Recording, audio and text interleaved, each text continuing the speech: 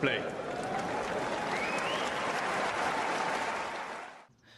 My name is Clara Towson, and I'm a friend of the show. Boom. I am Francisca George, and I'm a friend of the show. Perfect.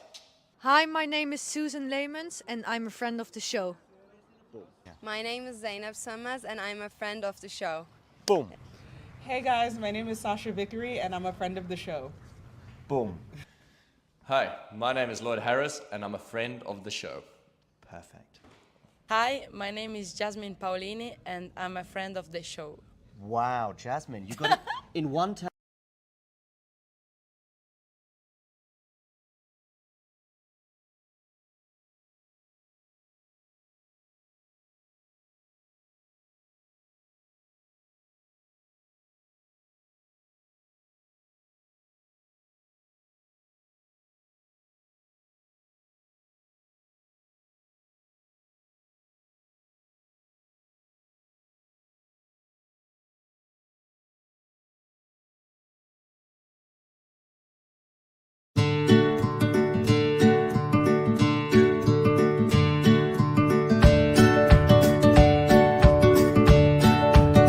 Number 10, Mira Andreeva. Number 9, Madison Keys. Number 8 is Victoria Azarenka. Number 7, Raketa Vondrushova. Number 6, Ons Jabeur. Number 5, Jessica Pegula. Number 4, Coco Gauff. Number 3, Iga Swiatek. Number 2, Karina Sabalenka. And number 1, Elena Rybakina.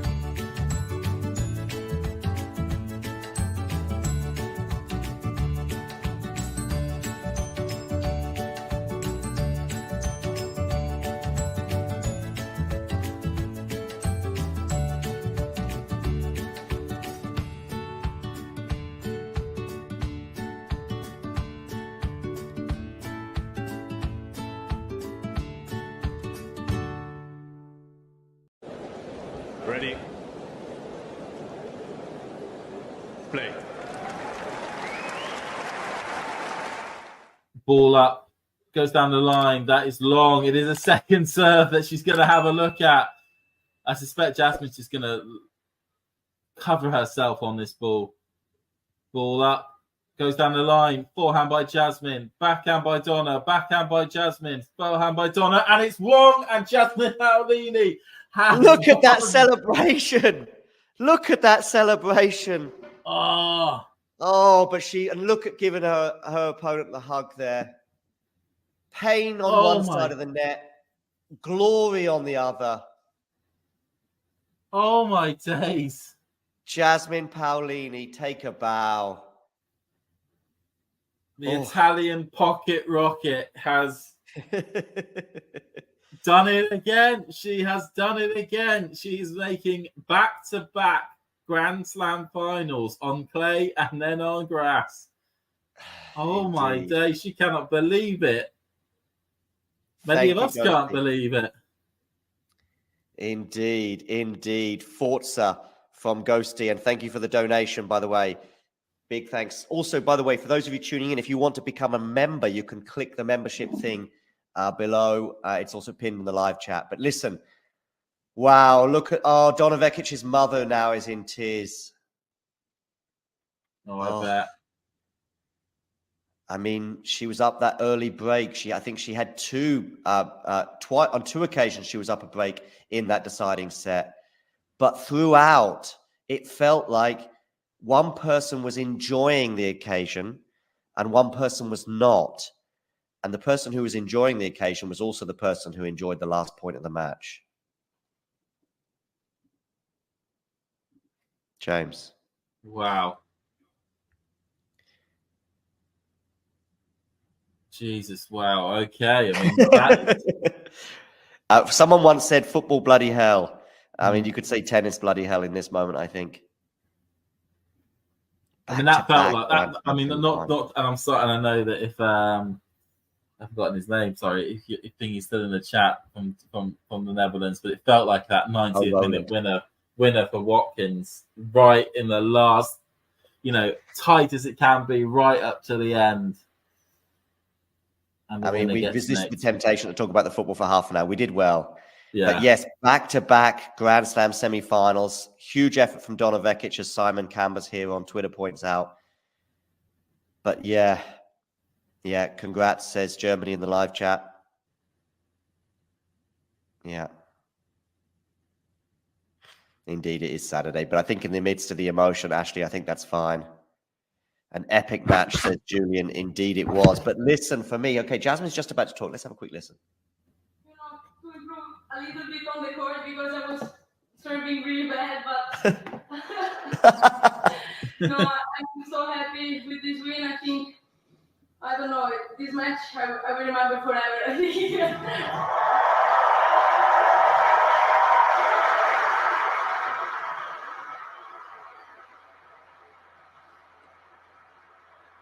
Tell me how you kept your belief through that. I don't know. No, I was just, trying to think about what to do on the court, point by point. I was repeating to myself, try point by point, because I was really in difficulty, but, there is no place better than here where to fight every ball, every point. I really, really enjoy to play in front of you guys. For a tennis player, this is, I think, the best place where to play a match like this. And yeah, really, thank you for cheering for me. Grazie a tutti gli italiani che ci sono. Thank you very much. Oh. Well, I know the fans that supported both you and Donna had a hell of a time watching both of you, the emotions, the roller coaster throughout the match. But your family up there watching, we saw them during the match. We saw what they were going through. Looking there now. That was something I think else. it's not easy for the family to watch a match like this. It was a roller coaster of emotions, I think, and I'm so grateful that they are here. And they were supporting me forever. So yeah, I'm just so grateful to have them here watching. Yeah, thank you. Grazie. You are on what has been a fabulous season for you now. You're the first woman since Serena Williams in 2016 to make the final of Roland Garros and Wimbledon. There we go. Wow. Yeah.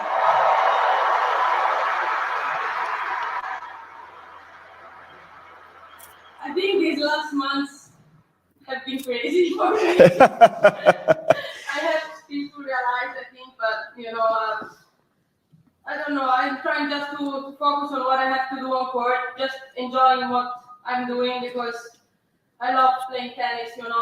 It's amazing. And she loved the occasion To today. be here playing on the stadium, as I said, and it's a dream. I was watching finals when I was a kid on this Wimbledon, so. Yeah, I just I'm enjoying it and just living the present. That's what I'm thinking. But the last month have been crazy, I think, for me.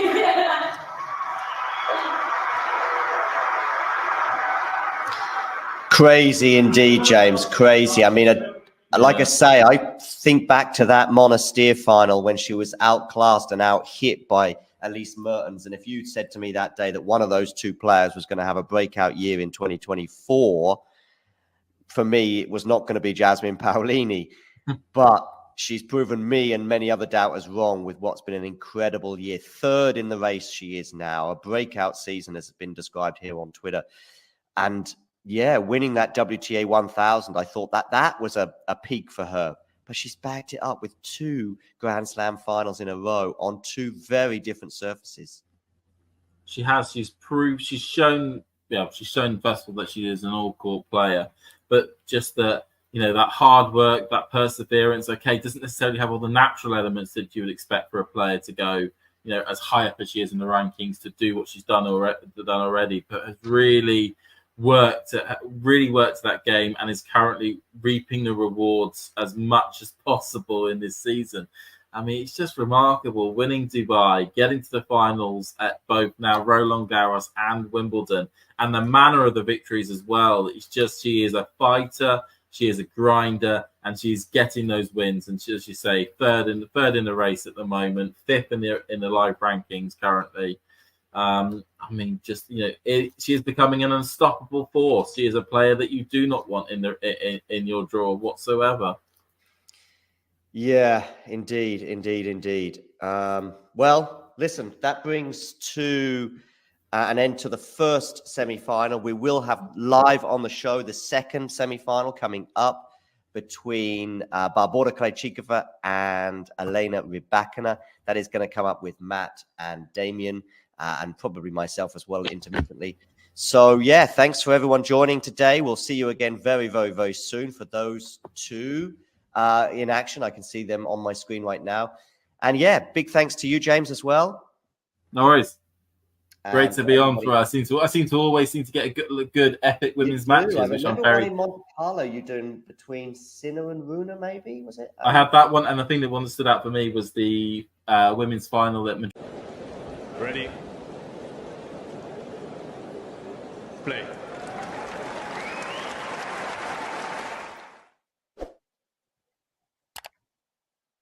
Hasn't dropped her serve since the first set. Hasn't had to save a break point since the middle of the second set.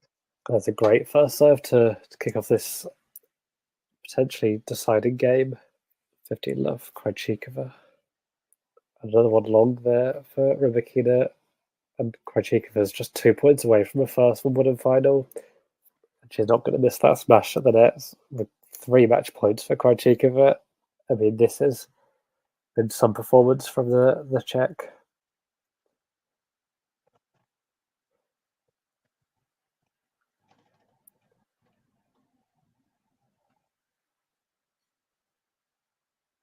And she's done it. That's unbelievable from Krejcikova. I think, particularly after that first set, people didn't give her a shot, and she's really just fought and used her tennis IQ to really stop the power of Rybakina. I think Rybakina definitely upped the errors, but at the same time, you've got to give all the credit to Krejcikova.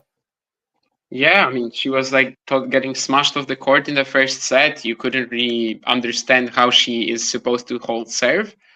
All the time she was either getting broken or saving breakpoints. And then she actually finds a way to fire back. She not only improves that serve, but also she's hitting back at Rybakina, I think, with these deeper, flatter shots, very different to how she actually beat Ostapenko, which is impressive to me as well, that it was a completely different strategy against in theory a similar opponent. And yeah, I mean, it gives me a lot of confidence that she can also do it in the final, maybe. That whatever Paolini throws at her, even if it stuns her, even if it stuns Barbora for a second or two, for maybe for a set, then she'll probably sort of have a good chance of turning the match around just because of her versatility and how Jasmine is a very simple player. Actually, she just kind of goes out, cracks the forehands, and that's mostly it. I mean, she grinds, she finds very well.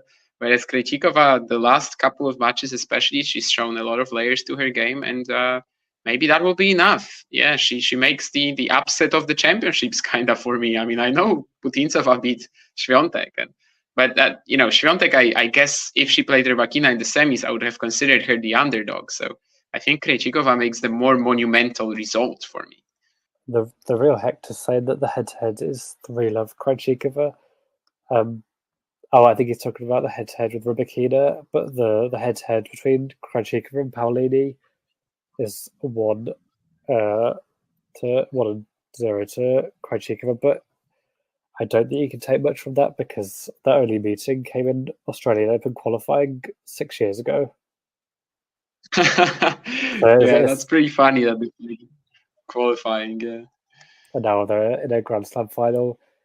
I mean, in some ways, I think quite off form, it's actually more of a surprise that Krejcikova is in the final because Krejcikova, other than the Australian Open quarterfinal, has been having a tough year, particularly with injury and I think some illness as well. But she's proved why she's a Grand Slam champion and could be a 2-time Grand Slam champion on some Saturday.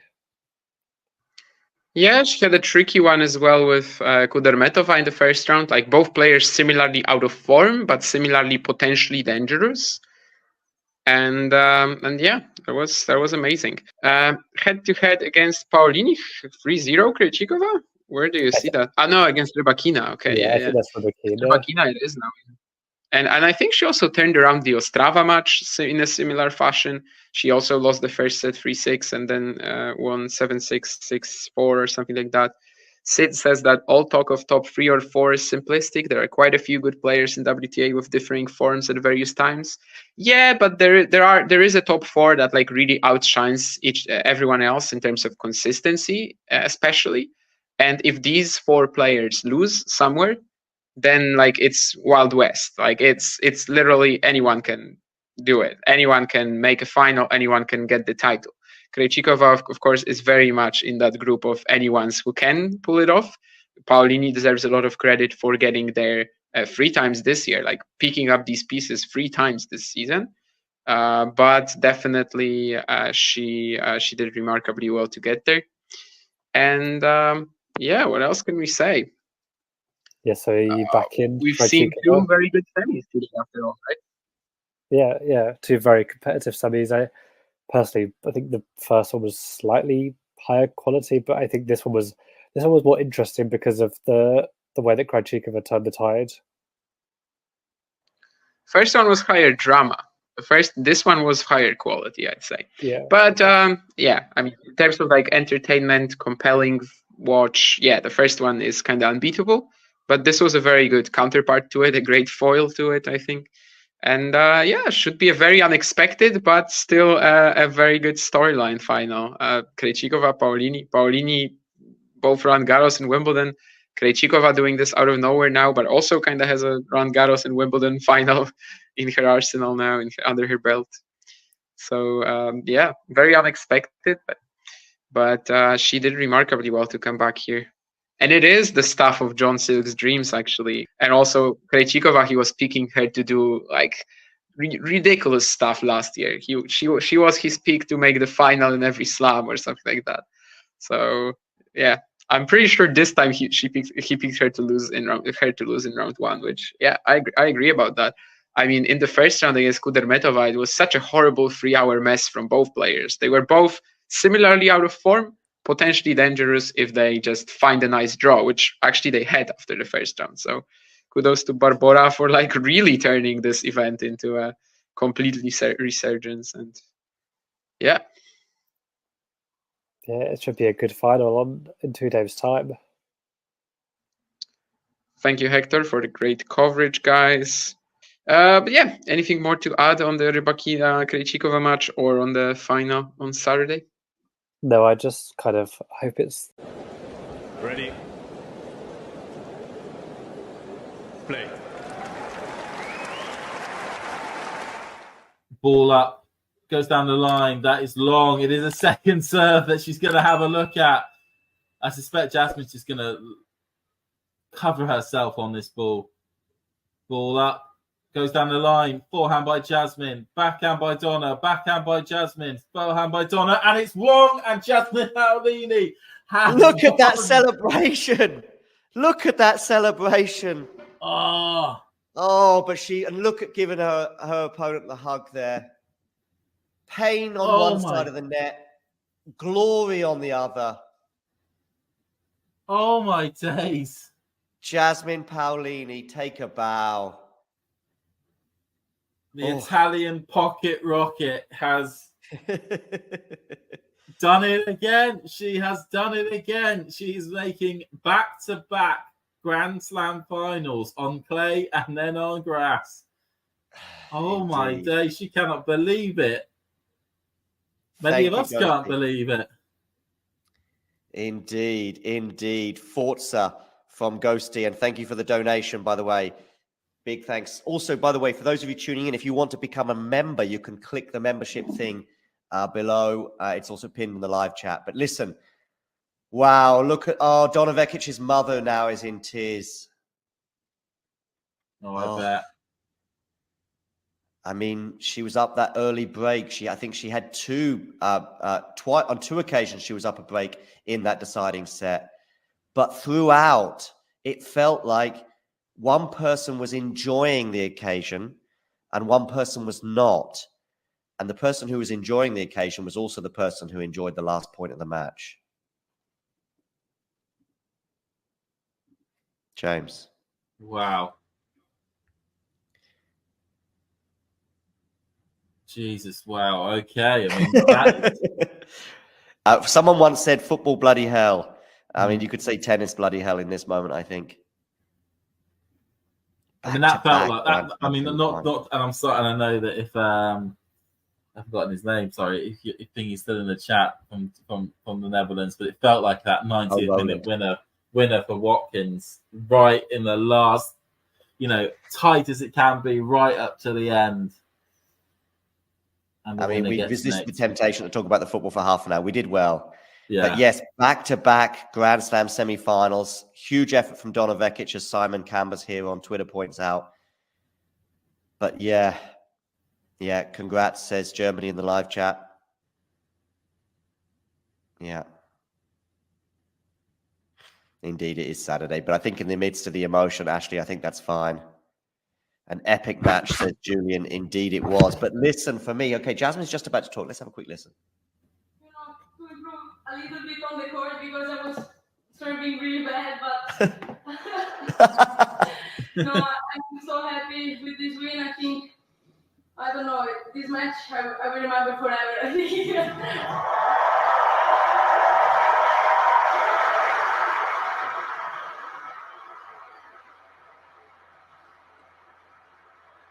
Tell me how you kept your belief through that. I don't know.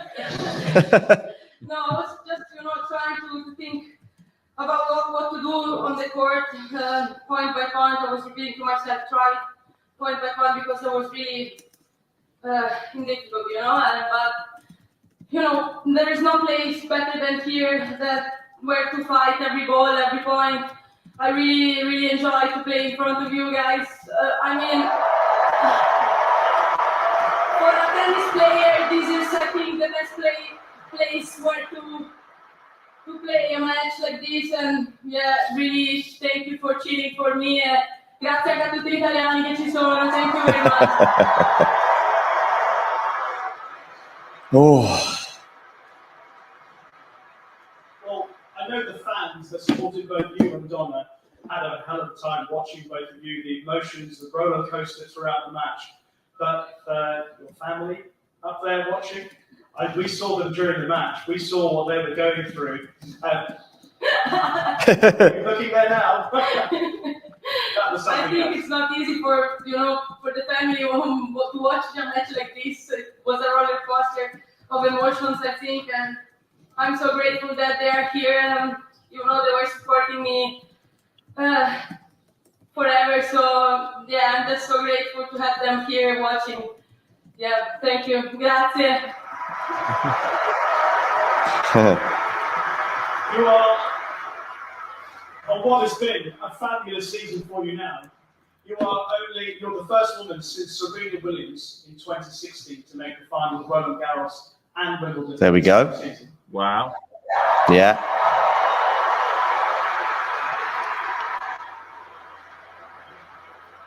I think these last months have been crazy for me. I have still to realize, I think, but I don't know. I'm trying just to focus on what I have to do on court, just enjoying.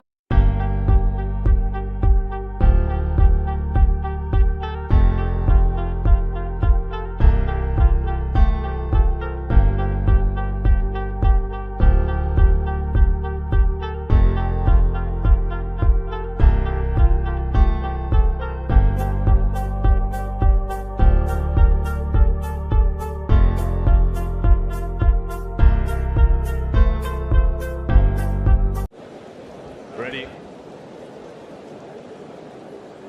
Play.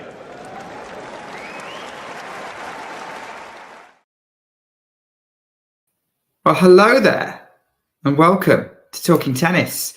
It is the Wimbledon women's final between Barbora Krejcikova and Jasmine Paolini, who, as we speak, are walking out of the great doors onto centre court to the adoration of the packed stands. Royal box, everyone is seated. All the names, the great and the good from tennis's history, Wimbledon's history, are there to witness the crowning of a new champion. But will it be a Czech woman, or will it be the first Italian woman to win Wimbledon? I think this is a final that a lot of people are very excited about. It's going to be a great story either way. I think so many fans are going to be happy for whoever wins. There will be those who are watching who are rooting for a particular player. The Italian fans will want Paolini to do it. Barbie K's built up a following over the years, and she will have her backers as well. But the neutrals will be happy whoever. Fortunately, I'm probably not doing this on my own. I will be covering this match with Damien and with Isabel. Just Damien. Well, I'm sure. I hope I'm not on my own anyway. We'll find out. But with Isabel, okay. Commentary, last minute changes, right? So, oh well. Such as it is on Talking Tennis. Yeah, we're here. We're on centre court. Players are coming out for the coin toss. Paolini goes there. This is obviously, I think this is interesting because this is not the first time either of them have been in this position, to be honest. We're going to be, this is their second Grand Slam finals. The difference is that Krejcikova is 1-0 and Paolini is 0-1.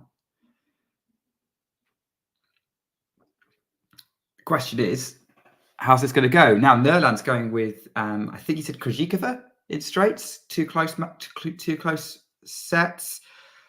I think this is going to go 3. I think it's going to be really close, but I am leaning towards Barbora Krejcikova. Just because I think that she's got the experience and she'll probably have a bit more on the legs than Paolini will. Paolini obviously having that really tough match with Donna Vekic, which we heard the end of before the broadcast started. Coin toss is done. Obligatory photos are to be taken. And then the players will begin warming up. Krejcikova, as I said, she obviously really wants to win this. She's got history, obviously mentored by former champion Jana Novotná. This is an event that would mean a lot to her to win. Jasmine Paolini, what a year she's having. What a year she's having. It has to be said. Who would have predicted that she'd have won a 1,000 title and reached 2 Grand Slam finals at the start of the year? I mean, I've always thought that she was good. I didn't necessarily think she would show she would be that good. But I guess the level's in any player if they can find it. Consistently enough. Anyway. Yeah, players are warming up on court as it right now. I think what's lovely about this matchup is the positivity that both players have been bringing to this. It has to be said. Both Jasmine Paolini, we know, comes through the draw with a winning smile and brings a lot of positivity on court, and she's very bubbly. Obviously, we know that she's a friend of the show. You can go back and watch the interview where she that John did with her, where she looked back on her Dubai run. But Barbora Krejcikova as well has been something else. Like after the first round, she's looked like she's really enjoying herself, really enjoying being out here. Obviously, there's been some emotions in on-court interviews, but there's been some big smiles as well. And if you watch some of her behind the scenes, then you'll realize that some of her press conferences, she's been talking about building Lego. She's been doing some fun Q&As on Twitter. There's a lot there's a lot to be said, and I think there's going to be a lot of people who are very happy to see the outcome either way. As I said, it's interesting though. Like, it really depends on who you ask who's going to win, because a lot of people are very vocal about saying they think Krejcikova will win. But when you put it onto polls, and I've seen the YouTube poll that's come up, I've seen the Twitter poll that Talking Tennis has put out, and Paolini's leading that. And she has been super consistent. I mean, she's going to be world number 5, regardless of the outcome of this tournament. She's kind of putting together a consistent run that's sort of threatening the top 4 in a way that Pegula has been, albeit Pegula wasn't making slam finals. Mukova could also have been put in that category at points last year, very much in the mix for some big tournament titles. Paolini may be getting the job done a bit more often. So we'll have to see sort of what kind of energy she brings here. I don't know what the stats are for the shortest Grand Slam champions. I think Enan's got to be up there, down there, whatever the correct term is. I think she was 5. What was she? 5'5", 5'6". Paolini's 5'4". Maybe doing what Diego Schwartzman couldn't do on the men's side, although he never really got to a Grand Slam final. They're practicing serves at the minute. I'll be talking you through what's happening. Let us know. Are you watching along with my commentary in the background, my reaction? Watching along with me. I think anyone who has sat and watched a tennis match with me off stream notices I do tend to get very animated and talk anyway during points. So it's very accurate to what it's like to watch a tennis match with me. But yeah, if you want to watch the match with me and sort of deal with sort of me talking through, or maybe you're watching because you don't have access. I am aware that Wimbledon is not free to air in other countries. I'll try and paint a picture of how it's all looking. Former champions seated in the crowd. We've seen Billie Jean King, Martina Navratilova.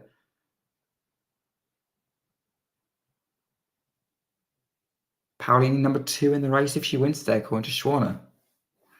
Sounds about right. But that's not surprising. That's the points you get from 2 slam finals, winning one of them, getting a 1,000 title as well. And there we go. We've got Krejcikova's run to the final. Little bit helped her. She started off against a really scrappy battle with Veronika Kudermetova.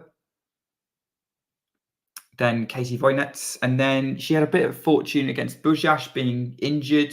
But ironically, that was the match I first saw of hers where I went, okay, she's actually looking pretty good. Her serving was solid. Her forehand was good. She wasn't making errors.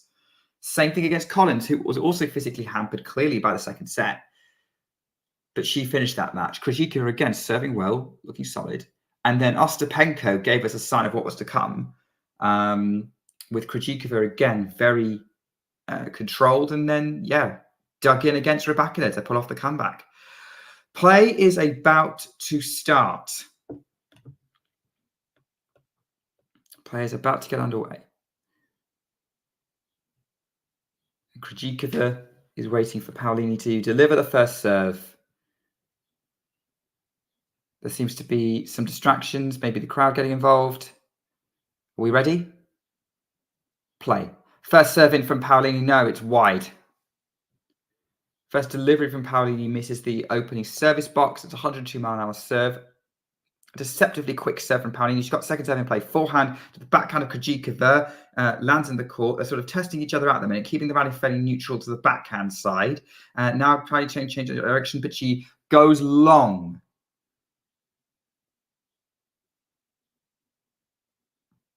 First point to Barbora Krejcikova in this final. Neutral rally ends with Paolini pushing a backhand over the baseline. This is probably positive. Bit of a tighter second serve from Paolini. Great first serve, though, but Vekic gets it in play. Now, cross-court forehand from Paolini. Decides to change it to a forehand rally this time. They're still trading. Paolini changes direction with her forehand. Slice from Krejcikova to the backhand of Paolini, goes cross-court. Backhand, Krejcikova is wide. First point for Paolini in this final, 15-all. I think this could be competitive, but they're still feeling each other out a bit. They've only played each other once, and that was an Australian Open qualifying in 2018. Which Krejcikova won convincingly. I have a feeling it's going to be a tougher ask in this occasion. Paolini serves up tees. Backhand of Krejcikova. Backhand from Paolini up the middle. Forehand cross-court from Krejcikova. There's trading forehands, and Paolini's gone long over the baseline. It's 30-15. Or it's 15-30. 15-30. So two sort of long forehands. Sort of, they're still kind of testing the limits a little bit, these two players.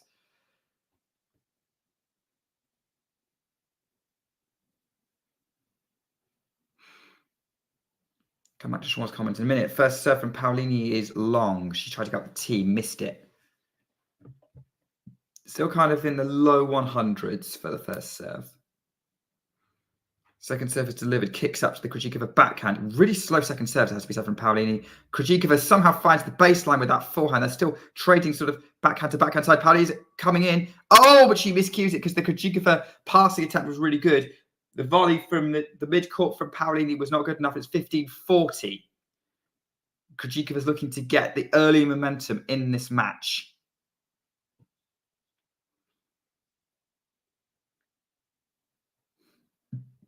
What Krejcikova's been doing this whole tournament. Can she do this again? First serve from Paolini's into the net.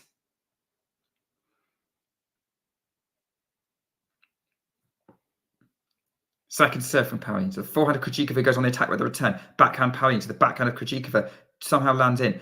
Backhand Krejcikova. Paolini forces the forehand of Krejcikova to be short. That's a huge forehand though to follow up from cross-court from Krejcikova. That's the first win of the final. That's the first break of the final. And it's Barbora Krejcikova leads 1-0 in the first set.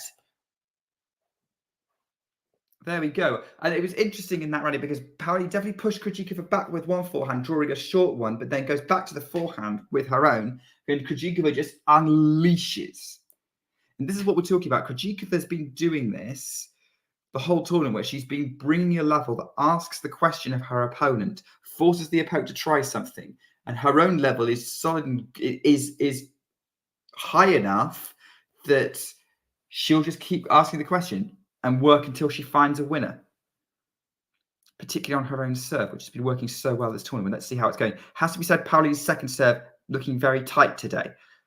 First serve, Krejcikova is very good already, and it's unreturnable. 104 mile an hour, really effectively delivered, right by the line. Best serve so far today. Stepping up for a 15-0. Oh, hello. Hey. Nice to see you. Nice to see you. Are we having breakfast at Wimbledon together? I am making a cup of Tetley, so I guess we are. How very British of you, Isabel. Yes. Some things have changed. Have you been able to watch the first opening game and a half? I've had a bit of trouble getting a stream, but I'm finally there. It's just a bit lagging, but it's okay. Standard American stream, right? Yes. But it's 40-0 on Krejcikova's serve, and it looks like she broke Paolini in the first game. She did, yeah. It was a very nervy opening game. A few errors from Paolini, and Krejcikova really went for the forehand on break point and got a winner. A bit like how she got to 40-0 in this game with that +1 cross-court forehand. Oh dear. By the way, we are not sponsored by Tetley, before anyone asks. We'll take it, but we're not sponsored. The official tea of Wimbledon. I don't think Wimbledon has an official tea. They should. It's a garden party, after all. British garden party. Unreturnable serve from Krejcikova to close out the game. It's 2-0 and 2-0 already. And this is quite the start from Krejcikova. And yeah, she's kind of been doing a very good job of asking questions of her opponents this tournament, just playing really good tennis and forcing people to play their best to take it to her. Apart from maybe the first match. We're in the middle of a really good rally. We're in a great rally here. Inside out forehand from Paolini. Slice Krejcikova across court. Paolini somehow lifts that one inside in. Now she goes for the volley inside out. Krejcikova's going to lift this lob up. Paolini volleys it. Now she's got a slice forehand from Krejcikova. What a rally this is. It's another slice from Krejcikova cross court. They move each other from side to side. That's more neutral from Paolini. Inside out forehand from Krejcikova is going to take control of the point for her now. Now she goes cross court with a forehand. Wow! And that's the Barbie K forehand firing. And what a way to take control of that rally. That's already a highlight reel moment. Paolini and Massetti have both done that like backwards, like volley thing, lob thing. Oh, the overhead. Yes. I think Massetti pulled that one that Massetti pulled off yesterday was insane. Yeah. Oh, miscued forehand off a very good return from Krejcikova. Paolini's put it in the tram line. It's love 30. This match possibly running away a little bit from Paolini if she's not careful. She's only won 1 point so far this final. It might take her a few games, maybe even a set, to kind of get settled and figure out what to do with Krejcikova. There you go. That's her second point. Krejcikova really tried to unload an inside-out backhand return and put it in the net.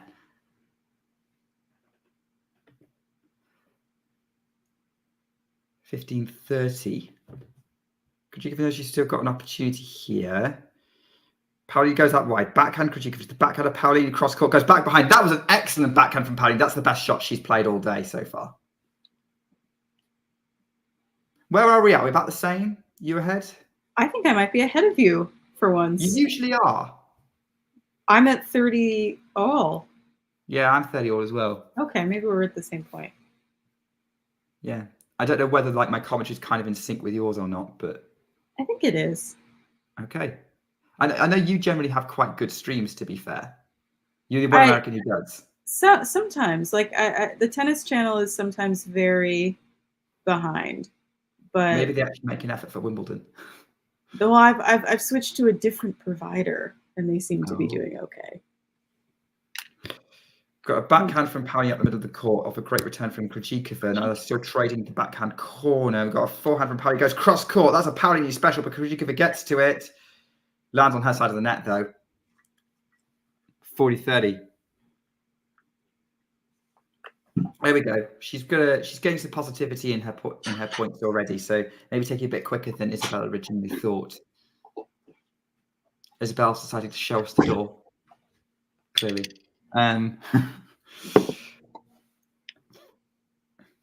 Yes. Stay hydrated. First serve from Paolini to the slice forehand from Krejcikova to the backhand slice of Krejcikova now on the inside out forehand. Somehow Krejcikova is still finding the court, gets the short forehand from Paolini. Now goes cross court on the backhand. Still really deep hitting from both players now. Paolini tries to go up the line with the backhand, puts it over the baseline on the change of direction, and it's to deuce.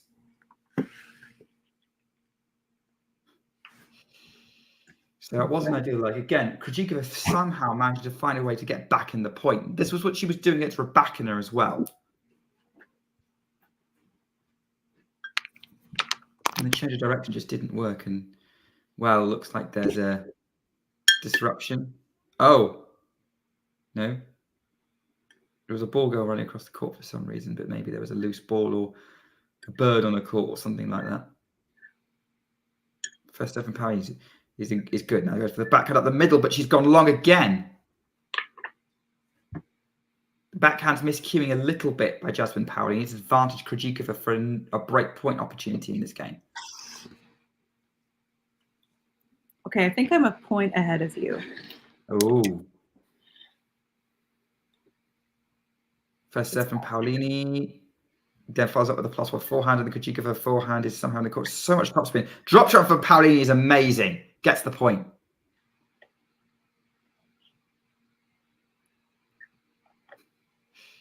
Are you drinking any particular brand of water, Isabel, or just a glass of water? This is my tea. With tea, there we go. I have water. Oh, okay. I don't know what TT Pop is talking about. So that wide from Paolini, then follows up with the inside out forehand, which just clips the baseline. She's got an overhead to put away, which she does, and now she's moved to game point.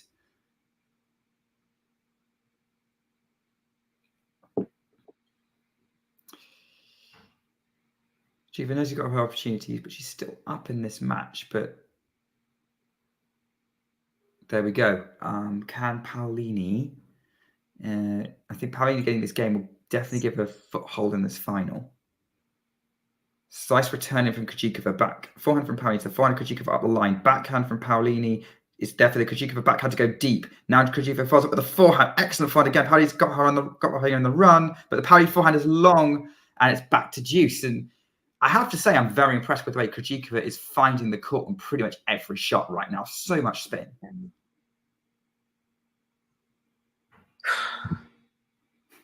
That's a reaction to the next point. Time travel on talking tennis. I always feel like I'm some kind of weird in-between zone when I'm doing this. Yeah, we've got the forehand from Paolini. Oh, yeah, that's what you're saying. The forehand from Paolini trying to go back behind, went over the baseline. And Paolini's got some spin on her forehand too, but it's not finding the court. She does tend to play with the baseline a little bit more. Billie Jean King looking on. First serve from Paolini. Gets the good return from Krejcikova. Huge forehand from Krejcikova, putting Paolini on the defense already. Now she's going to follow up with a forehand inside in. Up the line from Paolini. Again, has to deal with a deep forehand from Krejcikova. It's a neutral rally again. Krejcikova's going for the angles, goes long on the forehand. It went back to deuce. Maybe missed opportunity there from Krejcikova, just trying to go for the inside out corner, but didn't really execute enough. So far, the 14 out of 20 people who voted for Paolini a little bit nervous. I didn't vote, but I'm definitely rooting for her. I want to talk to you about your emotions, sort of change events, because I think this is a very interesting match when it comes to how we feel about the two players involved. Got a great cross-court rally going on. Now Krejcikova change direction with a slice forehand. Now she's slicing again to the backhand. Paolini's having to deal with that. Gets a short ball for Krejcikova forehand. Paolini goes up the line, change direction. She's going to come in, and Krejcikova tries to pass her as she's coming in. Misses the backhand, and it's advantage Paolini.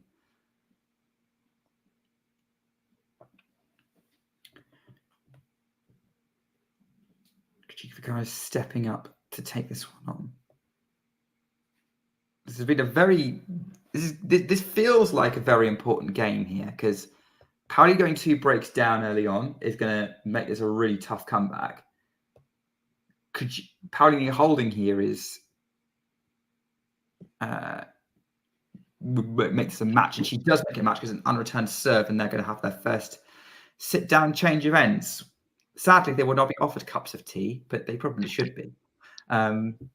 So, Isabel, yeah, you're obviously rooting for Paolini today, but I'm getting the sense that I think most tennis fans would be happy with whoever won.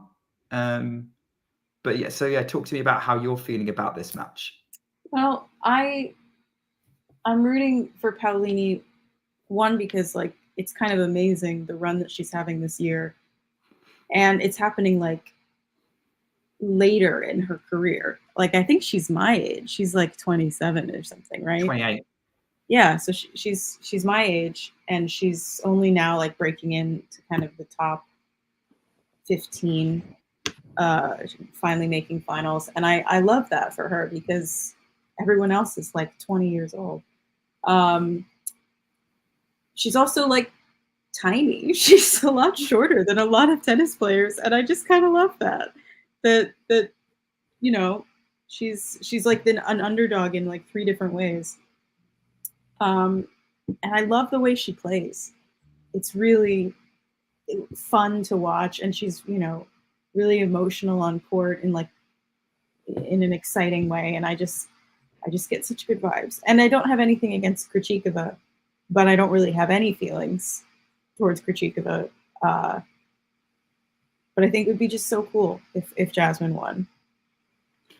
Yeah, I'm in an interesting position because I would feel so sorry for Paolini if she lost 2 back-to-back Grand Slam finals. Like that would not be fun to see. I agree with you. She's so fun to watch. I love how dynamic she is. I love the spin she gets on the forehand, how she's able to kind of find the space to hit it into. And yeah, she's working against the height pretty much. The return from Paolini there has gone long, so it's 15 love. But it's so much fun. But on the other hand, like Krejcikova winning Wimbledon would be quite a significant moment for her. Like, out of all the Grand Slams, this is probably the one that means the most to her.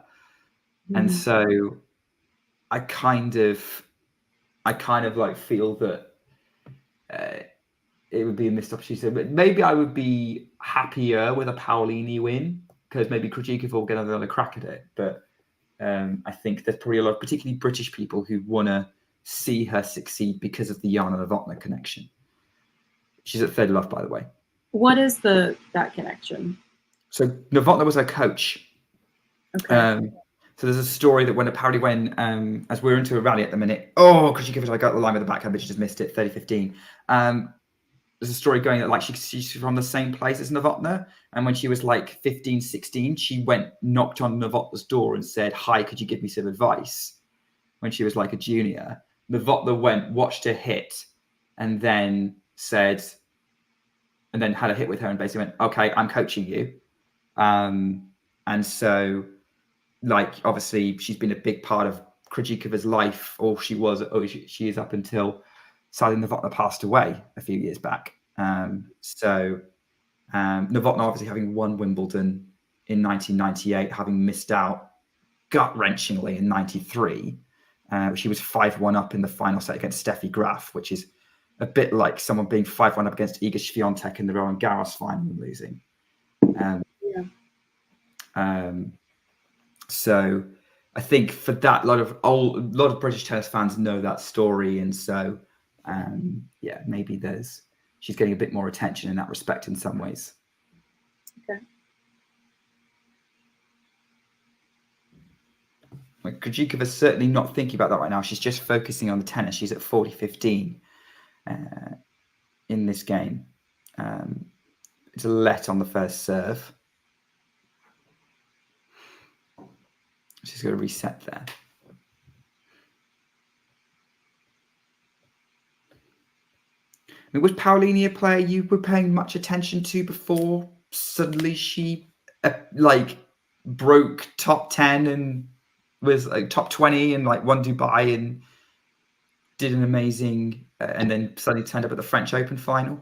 I think she was on my radar because I'd seen her name in draws and such. And when she won Dubai, that's when I started really like watching her matches and paying real attention to her. And I didn't expect her to make the French Open final, but I wasn't super surprised. No. And I've been keeping up a little bit, but I think I've paid more attention to her in Wimbledon than any other tournament she's been in. Although I think she had a fairly easy draw up until Vekic. I think it depends on like what point, because obviously the draw kind of fell apart because we looked at Krejcikova's draw, we didn't look at Paolini's. We're into a rally at the minute by weight 40-30 because Paolini got that last point with a backhand win and Krejcikova's put a forehand into the net. We're at deuce and Paolini's working her way back into this match. But yeah, Paolini had Greek Minin in the first round, which was not an easy, second round, which wouldn't necessarily be easy on grass because Minin beat Watson in round 1. Round 3 was Andreescu, which was a really close first set. Then she had Keys, who nearly beat her. Keys was 5-2 up, and then hamstring happened. Yeah, that was Navarro. Unfortunate. Yeah. If Keys had been injured, there's a good chance she would have been in this final right now. I suppose easy isn't the right word, but she did well, I think, in all of her draw matches, except for maybe the Keys match. But that was just, dare I say, luck for her. Yeah, and even then, I mean, she played an incredible first set against Keys, and Keys just dialed up in set 2. But even then, Paolini was basically just taking it to as much as she could. Yeah. I watched the last set of the Vekic match, and I was floored during that set. That was insane set, especially since the tighter they both got, the more nervous they got, the better they played. Yeah. it's that wonderful combination. It was yeah, they really went for it. And like when we got to 8-all in that tie break, no idea which way that one was going. Because she gives it an advantage, by the way. She hit forehand winner and she's got an unreturned serve now. So it's 3-1. She gets out of trouble in that game.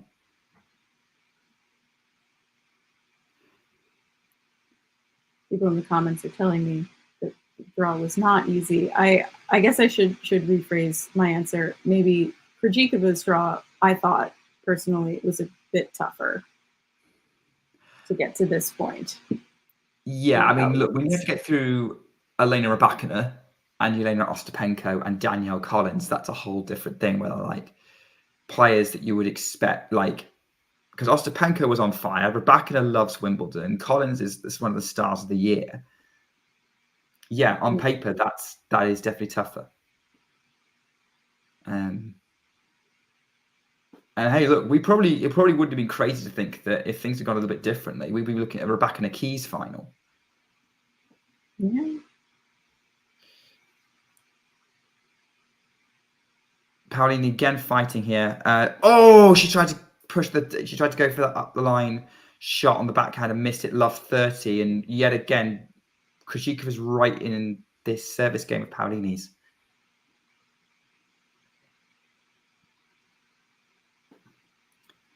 But even with Paolini's draw, I don't think anyone was really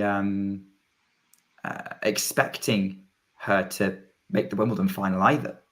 There was a whole talk about the fact she'd never won a main draw tour level match on grass before Eastbourne. Mm-hmm. Yeah, I think I only had her going up to the 4th round.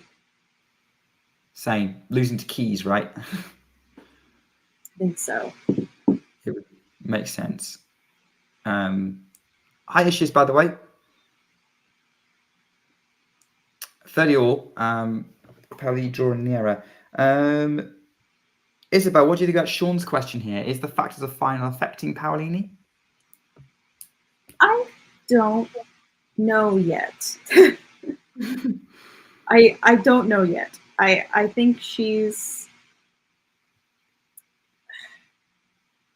definitely like an emotional player, but I feel like, as we said earlier, like that seems to make her better on court. And she, this is her second final, so like maybe she's not as nervous as she like might have been, during the French Open.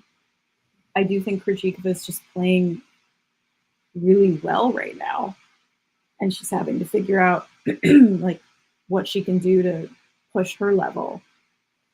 But I don't. I mean, she's probably a little nervous, but I don't know that it's the fact that it's a final is like affecting her mentality really. But it's hard to say. We've got a break point for Krejcikova here. She slices the forehand. Oh, just clips the baseline. Backhand cross court from Krejcikova again, super deep. Now she's going to go for the forehand. She's moving from side to side. Backhand Krejcikova short. Paolini's going to get underneath that, puts it in the net, and it's game Krejcikova 4-1 double break. Or maybe I'm wrong. I don't know. No, I think you're right, because I'm watching this match and like Krejcikova's getting balls in that she shouldn't be. She's finding ways of just getting the ball on the court. She's got a little bit, and she is playing better right now. And I don't think Paolini's doing anything wrong. I don't think I'm seeing any nervous misses. She just, at the minute, Krejcikova has the better rally tolerance. Yeah. But that's not because Paolini is tight. It's because sometimes she goes for a bit too much, especially on the backhand. But I don't. She's been doing that all tournament. I don't see why she would be nervous in this final, given she's had another Grand Slam final recently, as you said, plus that Dubai final. She knows that she can step up here. So, yeah, I'm with you. I think Krejcikova's just playing really, really well right now. I'm not going to count Paolini out of the match until match point. So, I mean, were we counting Krejcikova out of the match against Rybakina at 4-love or 5-1 first set when she was being absolutely battered? Mm-hmm. Hey, Jake, by the way, always great to see you. First few games, yeah, I think we were just talking about sort of how we read it. I think Krejcikova has just been very effective on serve, working the court to get herself into an advantageous position to hit big forehands, and yeah, she's currently showing the better rally tolerance and the slightly bigger game. Paolini's fighting like crazy, but Krejcikova's playing really, really well. I think that's probably my assessment. Is there anything you wanted to add to that, Isabel? No, I think that's correct.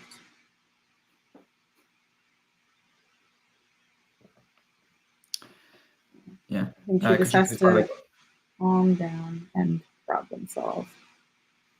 She's got to try and, yeah, I think at the minute, if she's going to be getting into kind of rise with Krejcikova, she's just got to make her play one more ball, force some errors. That's a miscued forehand from Paolini, though. It's gone out, and Krejcikova's really fired up because she's fist pumping every point at the minute. 30 love.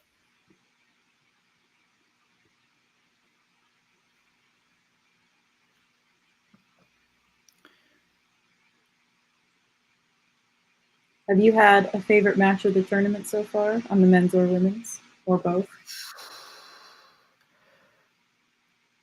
I'm just watching this rally here as Krejcikova's put the... Oh, wow. That looked like it was going to go long, but it didn't. It just dropped in the corner from Krejcikova on the backhand from the net, and it's 40 love. Favorite match has to be that Vekic Paolini match, right? I don't think there's anyone else.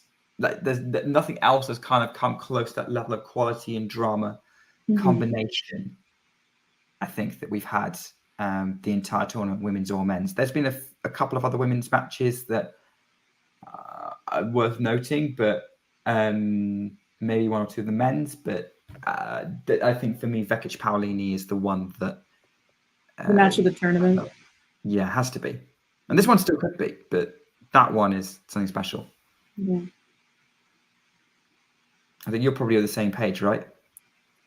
I mean, I wish I'd seen the whole thing.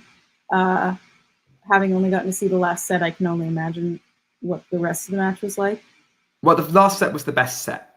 Yeah. Oh, we've got a challenge here. Paolini. Have a look at. Okay. Let's see. Ooh, yeah. That looked like it was right on the line from Krejcikova. Yeah. But yeah, definitely that match was probably the match of the tournament. I also thought earlier I think it was in the first week, I thought Katie Bolter and Harriet Dart, I thought that was an amazing match. I mean, Harriet Dart was literally sobbing on the court in the middle of play. It was very close, wasn't it? Like it was one. It was very close. Yeah. The only match I got to see in full was the Taylor Fritz Musetti match, which I thought was really good. There were a couple of really great sets, really amazing points from Musetti, and that was very entertaining. Oh, I also really enjoyed the Svitolina and Ons Jabeur match. Yeah, the second set of that match was really, really good. Yeah. Fritz Musetti, yeah, I think that was a bit of back and forth. Tell you what, there was another women's match that was really, really good. Badosa Kasakina, like, oh, okay, had some insane rallies in it. At that point, like, they were really. It was so close right up into the end. I do think at this Wimbledon, the women's matches far outshone the men. I think I said on another stream a few days ago that the men's matches were like incredibly lackluster this year, but the women have been doing. I think fantastic. Most men's matches, I think, don't really come alive unless they involve a combination of Sinner, Djokovic, or Alcaraz. I disagree. Sometimes they can be. Sometimes they're ones you don't expect. You know, I mean, the Shapovalov Ben Shelton match was really good in moments. But even some of the matches I've seen with those players, like I saw a lot of Sinners matches this year, and I thought they were all pretty boring. I was not even. Oh yeah, no, I meant against each other, not them on their own. Not on their own. Okay.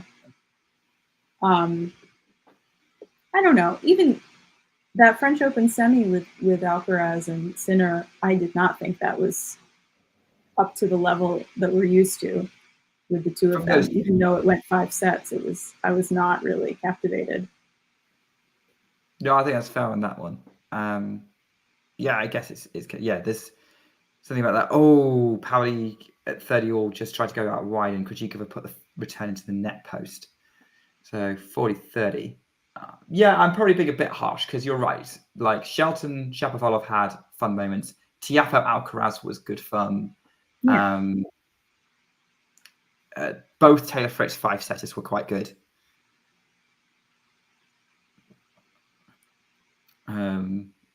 So there we go. Backhand from Krejcikova in play, by the way. She's trying to save this game point. She can't. Paolini holds. Krejcikova's forehands in the tram lines, and Krejcikova will count to serve at 5-2.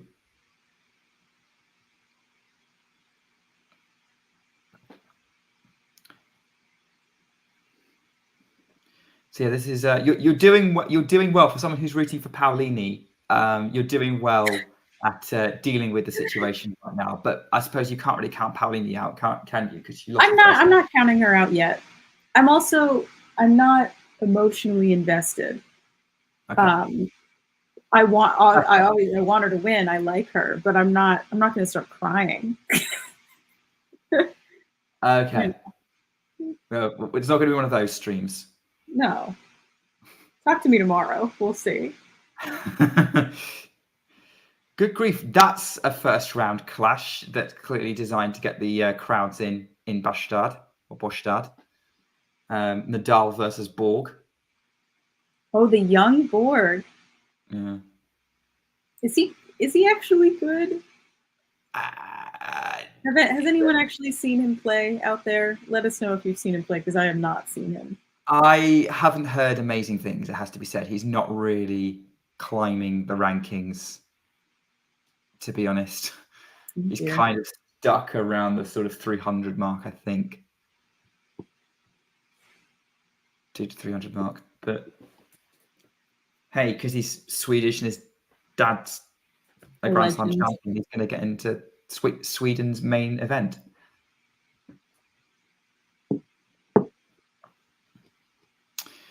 Go, Krejcikova's going to be serving for the first set. Oh, yeah, no, that's career high 334 for Leo Borg. I have a feeling that should be a nice one for Nadal on clay. 15-love unreturnable serve from Barbora Krejcikova, who definitely looked like she took a little bit of pace off that serve.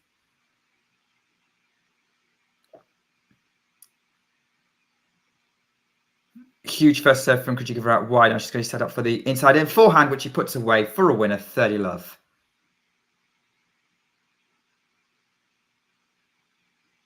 Still doing what she does. I mean, that serve forehand combo is what's taken Krejcikova to this final.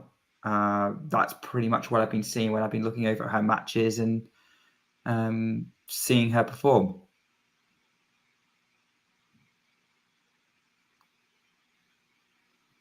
So let on the first serve, so we're resetting here.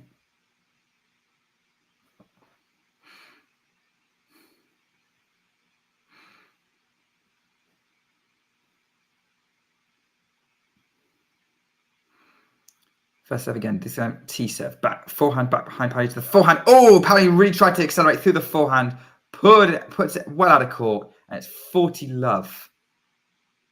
Hey, Scott. Hi, folks. How are we doing? Timing.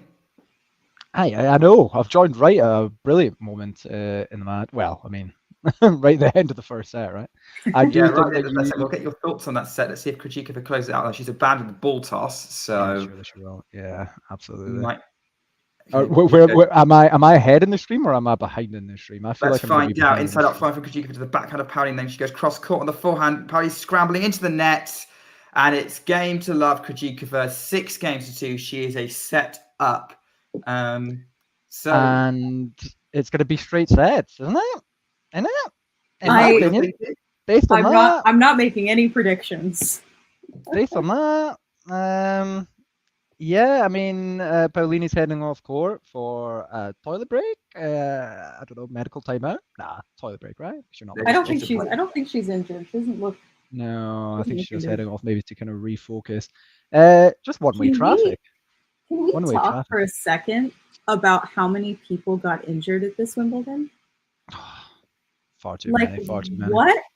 What is going on? Was it the court? Is it the scheduling? Is it just?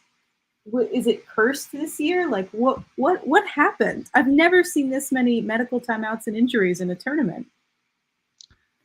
I think, like from my standpoint on it, I'm not sure that much can be done about it because I highly doubt that the grass itself is really an issue or anything like that. I feel like it's got to come down to the lack of like grass court tournaments generally, and like the size of the grass court period. So like there's not enough time really for players to develop, kind of real kind of sense of being natural on the surface before Wimbledon comes along and before these injuries happen.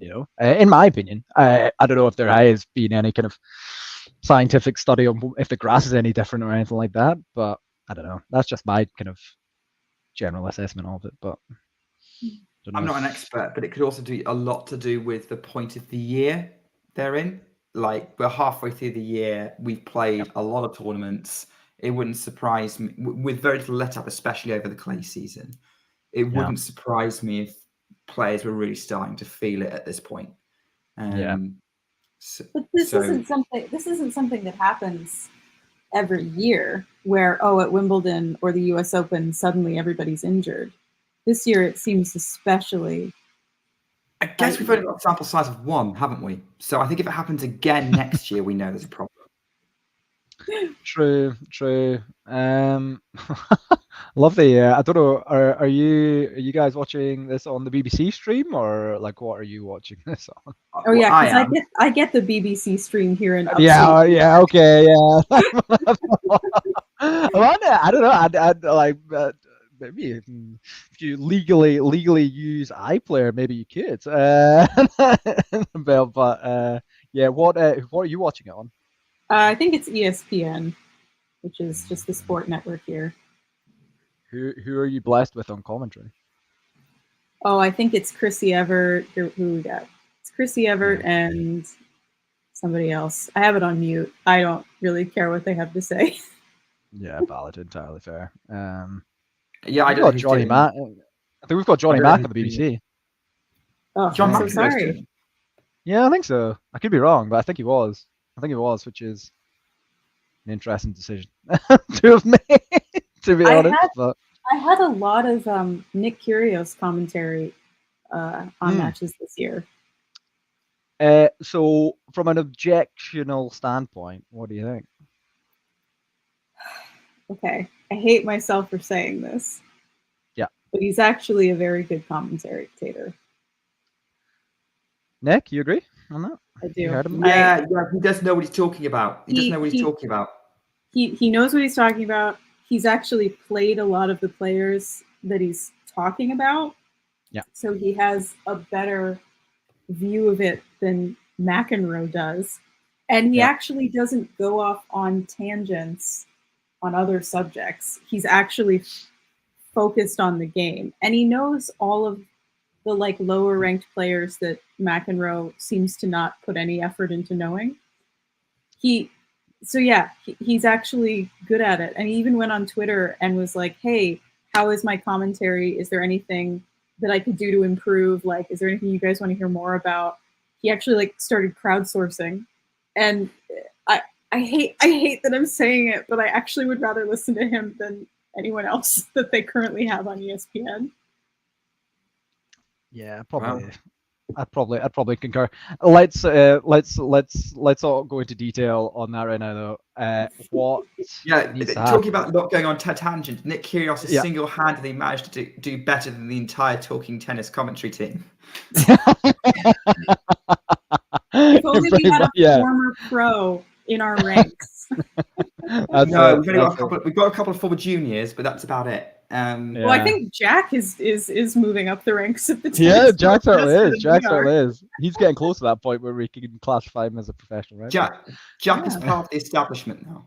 Yes, yeah. I don't know if we can have him back on here. He's a part of big tennis. I don't know if we can have him back on here. He doesn't approve Right. of a small scrappy YouTube channels trying to make it into the media rooms. Jack doesn't even know our names. That's true, John. Not gonna lie. It's highly accurate. Anyways, what do you guys think needs to happen in the second set for Paolini to make a comeback? She needs to hang with Krejcikova better than she has been. Yeah. She needs to hold serve, firstly. She's getting better at that, though. Yep. I think, I think maybe she needs to do a bit more, like just present something other than her, which is great, and I'm all for it, and I think she's gonna get a lot of fans because of it. They kind of, I love this about her is her really kind of like really positive on court demeanor. It's like, right, that's great. Now you need to present the game itself to go with that. And in that first set, she kind of just got taken to pieces a little bit, did she? I think she should be moving around the court more because I think she has a really good. She's got really good movement, and I think she was getting caught in a lot of baseline rallies with Krejcikova. So I think if she moves around and puts some variety in her shots, then that might be more successful. Which is weird that we're saying that about Jasmine Paolini because that's what she usually does, right? Yeah, absolutely. But I don't know. I don't know if there's maybe a part of her that's also remembered that kind of. And I do think she's doing better in this match than she did in the French Open final, where she got absolutely destroyed. But maybe there's part of that. No one can blame her for that. No, I feel like a lot of that had to do with her opponent. Like the first few games, she took it to her, and then Iga just went, "Oh, okay, this is what we're doing. Yeah, I can live with that," and then just pushed her off the court essentially. I don't blame anyone for losing to Iga at the French Open. It's I don't take it as a fault on them at all. It's no. Maybe losing to her at Wimbledon, but that was a crazy match. Sad, not great, not a great match, but sad. Yeah, well, here we go. Played insane in that match. Yeah. Are you guys favoring Paolini in this match? Like, what's your heart telling you? Is your heart supporting her? You just want to see her get over the line here? Yeah, I think my heart is supporting her. I don't know that I'm favoring her, but I want her to win. I think it's really cool. I'm in a position where I want Krejcikova to win, but I don't want Paolini to lose. Yeah, that's an interesting one. Yeah. I think that's quite reasonable. Here we go though. Here we go. Sorry, I think I'm a little bit ahead. Maybe you are probably a little bit ahead because I'm seeing this now. Krejcikova's gone cross court with the backhand. They're trading backhands at the minute. Oh, Paolini hit the baseline and that draws the arrow from Krejcikova. Love 30. Yeah. I think this is an interesting period of the match because it's like either you reset right here or you let the match go. And I feel like Paolini here has done a very good job of just remaining in it, which is what you need to do. Although fluffing a return. Sorry, I won't commentate too much because Nick, Isabel, are you behind me as well, or are you? No, I think we're at the same point. It's 15:30. Essentially, it's my refusal to watch television on anything other than a laptop, which is entirely valid. That's all I can do. Yeah. I don't have a television. I'm living in a cabin. I barely have internet. Yeah, that's entirely fair. I was all on board the Paolini kind of bandwagon to win this match, and then Krejcikova replied to me on Twitter yesterday in one of her question answers. Did she reply to that ridiculous question you gave? Yeah, she did. What did you ask her? I asked her, if a bear with armor and a sword was to fight a dragon that has no armor and no sword, who would win? And she said they would become friends, and the bear would fly around on the dragon in the sky. It's so heartwarming. And I did a wee kind of like wee mock up of like a dragon with a bear and a sword on its back in the sky, etc. as a reply. By the way, you know what? To the match because Jasmine Power, we're at break point, and Krejcikova is next to the backhand. Paris a break up in the second set. We have a match, people. We do indeed. We do indeed. I think I she's might done have really, to really be well late here. to work for this. I think so. What time do you need to go? What time do you need to go? Isabel? I really should leave at like 10:30. Which is in 35 minutes.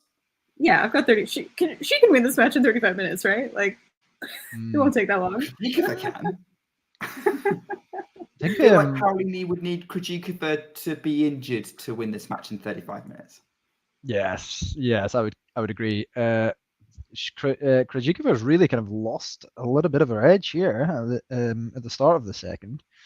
Maybe a little bit of confidence gone because she was just playing so well in that first set. Obviously, Paolini wasn't quite in the match, but yeah, it's definitely a more level playing field at this point. How far away is your work as well? That you need to 3 minutes. nearby? I literally 3 minutes. literally next door. 3 minutes, so you could make it 1 minute to extend the time. Yeah, fair enough. Well, I do have to take into account the time of walking from my car to the office, which is about 45 seconds. No, you don't. Just crash the car through the wall of your workplace and you'll be fine. You'll be okay. Sorry I'm late. Yeah, it'll be fine. That'll be okay. Is your work the kind of place that you could subtly watch the tennis while? Oh yeah, I've been doing that all week. All week I've been doing that. Of course. But if anybody at your work is watching the stream, no, you're not. No, you are not doing that. That is not happening. Well, I don't know. I don't know that I could do a live stream and my work at the same time, but I've definitely like had it on my phone while I'm like organizing someone's costumes or like doing laundry and just hoping that no one turns me in. Entirely fair. Entirely fair. I mean, let's face it, how much attention do you pay to do you need to pay to doing laundry? You'd be surprised. There was laundry missing yesterday. Hey, that's big. That's big. That's big. If that happens, it's not good. It's not good. Yeah. Oh my god. Okay, Paolini's on a tear. Yeah, she is. I guess this is what happens when you just have an undying kind of optimism, which she seems to have about her. Well, like, she really has like she's got nothing to lose here. Like, yep. You know, she's. Well, I mean, you say that, but like, she's 28, so she's not like super young. No, but like this she is has a few years left, but like, is she gonna get another opportunity? No, but like the last like 2 years have been her breaking into this, right? So she's broken into the scene quite late already. So I feel like how long does she have? You know, we're the same age, so I don't want to make comments on that because then I'm gonna feel old. But I think it's much different than like, you know, what Donna Vekic had to lose because she's been around for a while and she's been constantly like banging on that door, whereas like Paolini sort of showed up late in age maybe for a tennis player, but like she's kind of blown through it a lot quicker than Vekic has. For sure. I'm not saying this is the last possible opportunity for her, but I don't know. I do feel like she's obviously doing better in this match than she was. Can we also talk about how lovely her mum is just there in the crowd? They look so alike, don't they? Paolini's mum just in the crowd. I'm assuming that's her mum, right? I think that is her mum, yeah. They look so similar. Oh my gosh, what a rally this is! Oh my god! Oh my god! Oh my god! Oh no! Oh, and she's down. Oh, but she's taking it so well. Sorry, Nick. This is. I'm finding this up. Oh, how did she miss that overhead? She's smiling away. Look at her. She's smiling away.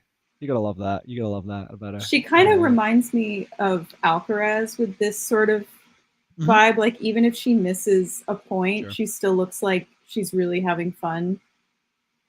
And I think that's sort of what I mean when I say like she has nothing to lose. I think she's just so enjoying that she's gotten to this point in her career and she gets to play these matches against these players that like she's just sort of enjoying the process. Not that the losses aren't, hard. Sure. I think I would agree with that kind of assessment of it. In the like I could have sworn like the other day I was like, oh yeah, so Paolini's obviously, in the early stages of her career. And then I did look up her age and I was like, oh, okay. Like just a late developer, which is great, which is really good. It shows players that are, in their late 20s that, you can just, fully kind of kickstart your career and start getting these sorts of results. Because the results before this, to compare to this year. It's just hilarious, right? Yeah. Very, very funny. I first became kind of aware of her 2021 US Open when she had an epic against Azarenka. Oh wow! Yeah. I think epic. Like she played a crazy match with Azarenka in the first round. That was the tournament, like that US Open 2021, when I realized how much I loved women's tennis, because it was just an epic match, round by round by round, all the way through. And Paolini Azarenka was one of those, and I think Paolini would have been about 25 in that one, and that was kind of that's when she came on my radar, because that was like, okay, this girl's got something where she could really take it to the top players, and I think she's always had that in her. It's just at this point she's actually put it together, because she's been top 100 for a while. Yeah. I think it helps that Italian tennis is like investing more in supporting their players after Jannik Sinner sort of started to break out a little more and was like in the top 10. I think they started putting more money into their players, because now, I mean, look, we've got like Massetti, Paolini, even Sonego does pretty well sometimes. Like we've just got all these Italian players. tennis is flying right now for sure. Yeah. Like it's almost like every other day you're like, oh yes, yeah, another Italian player at this stage of the major. Yeah, so I think it's a testament to like this is what happens when you actually support your players. Yeah, and put money into these tennis associations. Yeah, absolutely. Which is it's great to see. Great to see. Nick, can I ask, how did you enjoy Wimbledon? I saw you living your best life, right? I was living my best life. You got to see Iga. Yeah, I got to see Iga live. In a very straightforward match. A very straightforward match for her. I mean, I felt like she could have broken Martic a lot more easily than she did. But that's nitpicking. I mean, to be honest, and you'll be pleased, Scott, but like, yes, I got to see Iga, and that was amazing, and that was half the reason that centre court day was amazing. But the other half was being there for Andy and Jamie. Of course. Yeah, absolutely. That's probably been more what I've been talking about, because most people I know haven't heard of Iga. Whereas everyone knows who Andy is. Yeah, for sure. It was just that moment in time, right? Where, yeah, I mean, we'll obviously never get a chance to relive that. And I generally don't know for me whether or not I'll ever be sitting in centre court ever again, to be honest. You know what I mean? So it's like, I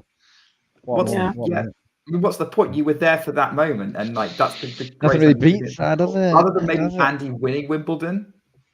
Yeah. I mean, oh my God, can you imagine being in there? I still like have conversation with people who. Oh, can I just say, by the way, Paolini is absolutely flying in this set. This is going really well for her. Yeah, Krejcikova just had a double fault.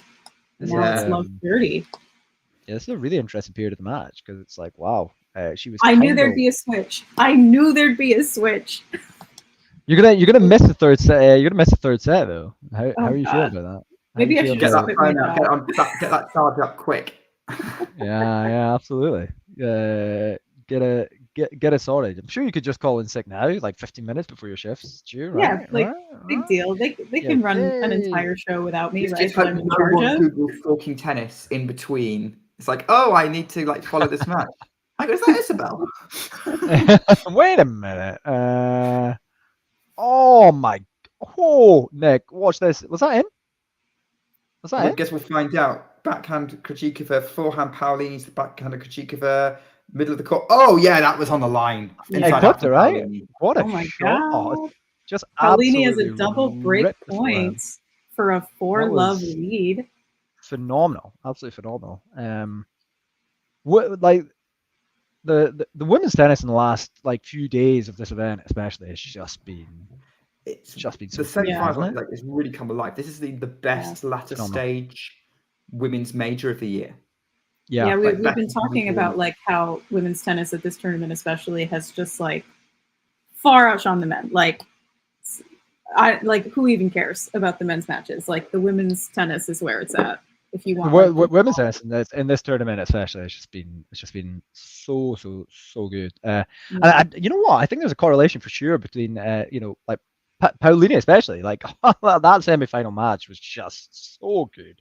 Like easily, I think match of the year for me. like potentially on men's and women's tour, like Oh, across both tours. Paolini doesn't get the break. She puts the backhand in the No. net. And you feel like this is a big moment in the match as well. If Krejcikova could hang fire in this game, maybe she'll be slightly feeling it for a break back. And yeah, here we go. Yeah, maybe. You feel like this is an important game where either Paolini can kind of, secure a double break and power through the rest of the set, or,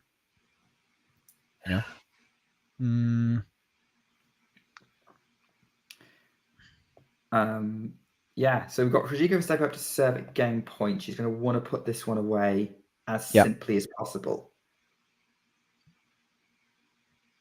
Certainly. Okay, first serve. In. Oh, no, she's put it into the top of the net. She's really taking her time at the minute, just trying to keep everything on her terms. And now she's going to the second serve, gets that in. Forehand, Paolini. Right for Krejcikova, backhand, goes back behind. Backhand, Paolini out. Playing Krejcikova. Yeah, I think this is a moment where it could turn back in Krejcikova's favor, in my opinion. Do either of you remember much of that 2021 French Open final that Krejcikova played against Pavlyuchenkova? Because it's very hazy for me at the minute, but I do remember something sort of similar happening where she kind of came out the blocks really fast, got the first set, dipped a bit. Pavlyuchenkova gets the second set, and then Pavlyuchenkova, like, it's a tightish decider, but Krejcikova gets it partly. I think Pavlyuchenkova might have been carrying an injury a little bit, but I think Krejcikova was always the favourite for that match. Yeah. I think I vaguely recall it. I don't recall that match, really. I don't even recall that year, quite honestly. I barely recall last week, Nick, so you're really pushing it for me. But yeah, sorry, is that Tom Cruise in the crowd? Yeah, Tom Cruise is there. Probably. I think Zendaya is also there. Of course they are. She's got to keep doing that Challengers promotion. As she should. That movie was amazing. I haven't seen it yet. It's so good. I haven't seen it yet. I have people telling me. I have my friends tell me who aren't interested in tennis. Look, I'm telling you, I felt when I came out of that movie, I felt like I had just watched an actual match. Like really? it was the same kind of high feeling. It was so good. It was the perfect tennis movie. They got it all right, except for like one tiny little detail, and I didn't even care. It was fantastic. That's a big kind of say, Nick, have you seen it or no? Yeah, I need to see it at some point. What are you waiting for, guys? Come on. Paolini's just got such a good game to watch, doesn't she? Like, I do love watching her game. Paolini's so good to watch. She's rapidly becoming one of my favorite players to watch. Yeah, she's that forehand of hers is just so fun. It's like a fun game to watch. Like, you can just sit there, and I think the best part of her is that there's always like this sense that she knows she gets to play a game for her job. She just remembers that at all moments. Like, she's like, oh yeah, this is just a game. This is a huge Wimbledon final match, but it is just a game, so I'm just having fun with it, which is great. And she holds. She does. Like, you said it looks like a game. She looks like she's locked in after that celebration and that forehand winner. Yeah, for sure. Absolutely. I think generally that might be her biggest weapon. It's just her optimism and her energy. Because if I was playing her, I think that would really grate me and really frustrate me and really kind of annoy me. Because it's like, you are losing. You should not have this much kind of oomph about you, and yet you're still flying. Like, you're flying here, and now you're 4-1 up. So I thought that would be what it'd be like playing you, Scott, at tennis. You know what? When I was younger, Nick, when I was full of beans, when I was, in my youthful prime, potentially, yeah. But nowadays I'm much more reserved, much more older and grayer, and not as upbeat on the court. A little bit like Andy Murray himself, but I thought you just turned 30. Yeah, I turned 31 actually. I turned 31. I'm getting there a wee bit. What age are you guys? Nick, what age? I'm 28. You're 30 and you're 28. You see, guys, you just don't understand. When you reach 31, you'll understand. You'll fully be able to kind of, know know the sense of being an Mhm. elder statesman of the world. Krejcikova really needs to break back. Within the next 2 games, she needs to get back in the set. That's some good analysis from me. Right? Focus on holding her own serve at the minute because she's had a true. bit of trouble recently. Yeah, for sure.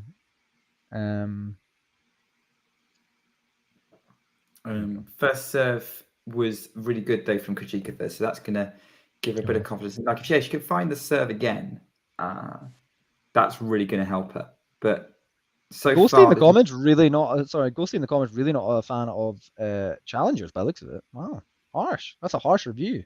Isabel, what do you think? I pretty much just ignore Ghost at this point. Wow. Go. I don't even read the comments. Wow, harsh. Well, I don't even have to read them to know he's always having a go at me. So I just don't even engage. There we go. I don't even care. Oh dear. Here's tennis on. What Oh, what a serve from Krejcikova. Right on the line. Pushes Paolini well out of court. It's 30-15. Yeah. Are you guys surprised to see Krejcikova in a Wimbledon final? A little bit. No. A little bit. I'm not gonna lie, I kind of am. I'm not. I thought her game would work pretty well on grass. Okay. I was, and obviously that 2021 season, I thought, okay, she could go on and do something. This year, I was like, yeah, no, she's got options, she's got opportunities, but she's got opportunities here. But I didn't think she was going to go that far. But in general, no, I'm not surprised. I think she's a very good player, especially when she just turns it on like she does. If you think about, but would you be surprised to see her holding a Wimbledon trophy rather than a regional Wimbledon fight? You wouldn't really. Interesting. No. Interesting. I just wouldn't automatically associate her game with grass, personally. Thought. All right. Okay. Maybe I get what you mean, because it's there's a lot of top spin on it. Yes. Yeah. And it's not as flat as say Rybakina or Ons hits. Yeah. But I think there's been plenty of people over the years who've kind of shown that spin can work on grass, and I'm very happy to see that, to be honest. Sorry, Paolini's forehand is just so good. Okay, she's lost that game, but never mind. I mean, how surprised are you that Paolini's game works on grass? Yeah, true. Yeah, fair enough. Touche. Well, no, I didn't. I mean, I'm just surprised Paolini's came through at 28. I'm still stunned by that. If I was a tennis player and I reached 28, I'd be like, well, I'm over the hill. I'm gone. I quit. Yeah, I'd quit. Maybe that's what Kyrgios is doing. I mean, kind of. Well, yeah, he supposedly is going to have a comeback because he had wrist surgery and he was just taking some time off. Yeah. But honestly, man's been taking time off for about 3 years, hasn't he? Yeah. No, I think he's doing pretty well with the commentary. I think he's probably just going to do that from now on. I wouldn't expect him to come back to tennis. He's not going to do a Eubanks. Oh, Nick, you got to watch this point. I am watching the point. Where forehand from Krejcikova, Paolini scrambles it short. Forehand, Krejcikova cross court, huge. Paolini someone gets it. Oh my word! What is this point? And that's Paolini going cross court. How did she rescue that? Oh, so good, so much fun. Oh, women's tennis, eh? It's so good. My mum, my mum, like, who's not like a huge tennis fan, but also always watches tennis when Wimbledon comes around, like specifically. She called me up the other day and she's just like, women's tennis, it's just so much fun. You know that? And I was like, yeah, mum, I know. She was like, with the men, they just hit the ball really hard. I'm like, yeah. Whereas the women's tennis is just there's just so much more tactics involved and so much more like slicing involved and like angles involved, and it's just so much more entertaining at points. Much more to the game. Yeah, it's not just all about the serve. Yeah, it's in fact, if anything, like Paolini being up a break here doesn't really mean a huge amount, because for a fact Krejcikova could potentially break back somewhat easily. Especially since Paolini's serve isn't huge, right? Part of that may be down to her. It's her not huge. stature. It's growing this match. Like she can get up to 110, which is not bad. Yeah, which is good. Yeah, for sure, for sure. But it tends to be kind of the benchmark for most women tennis players, I'd say. Yeah, that's fair. Another 40 love hold for her. See, what a shot! Here we go. She's holding way better in this set. She is. Yeah, she is. Oh my god. Isabel, obviously you're probably going to need to go at the end of the set. Assuming Paolini wins it. Assuming Paolini wins it, who's your money on for the third? I think Krejcikova. I'm not gonna lie. I think Krejcikova still wins this. It's, oh my god, it's a total toss-up. Honestly, it could go to a tiebreak in the third. That wouldn't surprise me. I think for me, it's going to depend on how this set finishes. If Paolini double breaks this set, then I feel very confident that she's winning the third. If Krejcikova keeps it to one break or even breaks back, then it's very much up in the air. Yeah, I think that's a fair assessment. Krejcikova has just lost a wee bit in this match here. But I don't know. I have a feeling. Krejcikova still gets this done in the third somehow. Yeah, I think that's that was a nasty form for Krejcikova. Yeah, you're right. It's kind of gone off a bit. By the way, Sean's got a question about how fast can you guys serve, but unfortunately, I've never served anywhere with a speed gun, so I've got no idea. Yeah, me neither. Isabel, are you a player, Isabel? Are you a player? A little bit. I haven't played in a while, but I played a lot when I was living in the UK. I think my serve clocks in somewhere around 5 miles an hour, something like that. We've got a famous Bartoli-esque double-handed forehand going on. I'm trying really hard to hit with one hand. Like Oh, yeah, actually, really? Wow. I'm trying. Like Wow. anytime I'm out on court, I try to give it. Like I try to practice it. I'm trying not to use the two-hander because it all it does is really give me like more power. It doesn't really give me much else. So fair enough. I'm doing my best. I think when I get back from this job I'm currently at in New York, I'm going to try and find some people to actually hit with. Nice. Nick, what about yourself? You're quite a player, Nick. I haven't played since before Wimbledon started. I do play in a local tennis league. I'm not in a tennis club, which is quite fun. Although this summer, for some reason, not many people entered. But I get hammered every single time I play, more or less. No, but come on, that's part of the fun. Well, it's not part of the fun of it. But the last two times I've played, I went down a break. I went down a set, fought back in the second, served for the set, lost my serve, went seven for the set, and lost in straights. Oh damn! Okay, well, it sounds like you fought though. To be fair, I'm a nightmare. I'm like, I think of most of my last matches, I think I've saved at least one match point every match I play, apart from like one.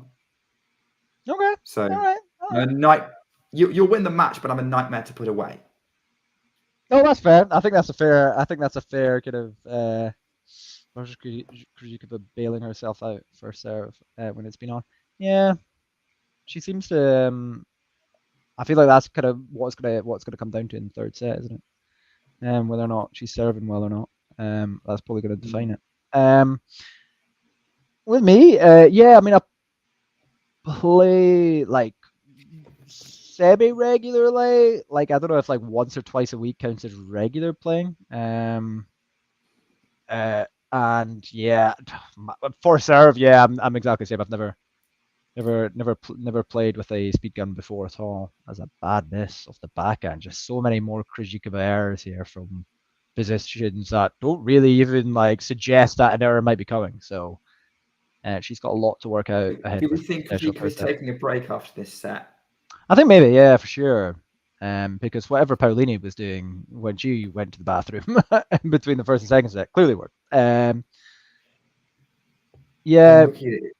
It is interesting that like Paolini didn't make that many errors in the first set, but yeah, Krejcikova's getting a little bit less purchase out of it this time, or at least whatever she's doing is less effective. Judging by Yeah, I think that's probably fair. Like, I'm not necessarily sure though that even like in the that is up. Is that out? Is that in? That's a challenge, surely. I'll let Either you way. know. Yeah, you let me know. Watch this closely, Nick. Where does this ball land? Okay, that is Krejcikova's underneath. Oh, that. It's getting the angle challenged does not anyway. help It's there. getting challenged anyway. I think it's. Oh my goodness. My gosh, close. Very close. But How close, in or out? it's out. It's out. Okay, we've got set points for Jasmine Paolini. I think I'm a couple seconds behind now. I'm only just getting that challenge. Yeah, Okay, got yeah, I've seen the result. So here we go. There we Jasmine go. It's Paolini stepping up. She's ready, Here we ready to go. return. Krejcikova serves up the tee. Backhand Paolini up the middle of the court. Forehand Krejcikova trying to go for the inside out. Does not work. Dragged wide. Jasmine Paolini's back in this final. We have a one-set shootout for the Wimbledon title. Here we go. I don't know what that was about, but there you go. And then he, yeah, and me then he neither. I disappeared. think he was. I think he just had to come in for a week. The man, Is the John, myth, the legend. is John already hammered? Is that what's going on? I think he could be. Oh my God, Nick, you called it. You called it, Nick. Watch. Keep watching. Yeah, she's going off. I've seen. I Going saw off. her packing her bags. She's going off court for a You called it. for a Called it. break. I mean, to be honest, I wouldn't mind a couple of minutes break if I'm honest. Yeah, to be fair, like you can go grab a drink if you want. Isabel, are you calling in late? Are you calling in late, or are No, you? I've got 10 minutes. You got 10 minutes? Okay. I have to 10 be minutes. there at the top of the hour. I just like to be there early. Valid. That's entirely fair. Yeah. Well, I we'll see if this- am the boss more or less, so I have to be early to work. You have to be. That's reasonable. But Entirely fair. I've got a few minutes. I could do some posts. Oh, I've got Nick Kyrgios on this on my ESPN feed. Oh, I don't know what he's saying, but there he Oh is. God! Nobody needs to know. Even though, yeah, sure, his commentary is not bad. Give him that. I'll give him that. It's way better than McEnroe. I mean, yeah, sure, but I would like to think maybe the comments are going to slay me. I like to think I'm better than John McEnroe, but I don't know. I'm not sure that's entirely accurate. Not that I'm giving full in-depth assessment. You guys are definitely better than John McEnroe because you guys are very, very good with the. Well, we actually in-depth tennis, know the players that we're watching. Yeah, whereas exactly, he for sure. very often does not. For sure, absolutely. John McEnroe's like, oh, nobody's really heard of this guy, and he's like 21 in the world. Like, okay, all right, John. Okay, so how do you think third set's gonna go? I do feel like Krejcikova's going to win it. To be honest, I think Krejcikova's going to lock it down. No, it won't be a dominating set, but she will win it. She will win it, I think. I feel like she's going to find some level of consistency. Paolini's going to have to rely a lot on hitting big winners, and making them. And while in the second set she was operating relatively pressure free, like if the match went wrong there, she lost the match, like fine. But she was fighting from behind, whereas now she's got something to really lose in the third set, and I don't feel like she's going to find it. Watch her prove you wrong. But I'm feeling a Krejcikova win. Look at Paolini's mum there. Look at her. She's looking so happy, isn't she? Oh, what a party! What an absolute party! Everyone's voting Paolini. I just don't know. I'm not sure. Make a prediction, Nick. Who's winning? I mean, this is hard because we've seen this before, right? We saw this in the semi-final. Paolini losing similarly, then very much up in the second set. I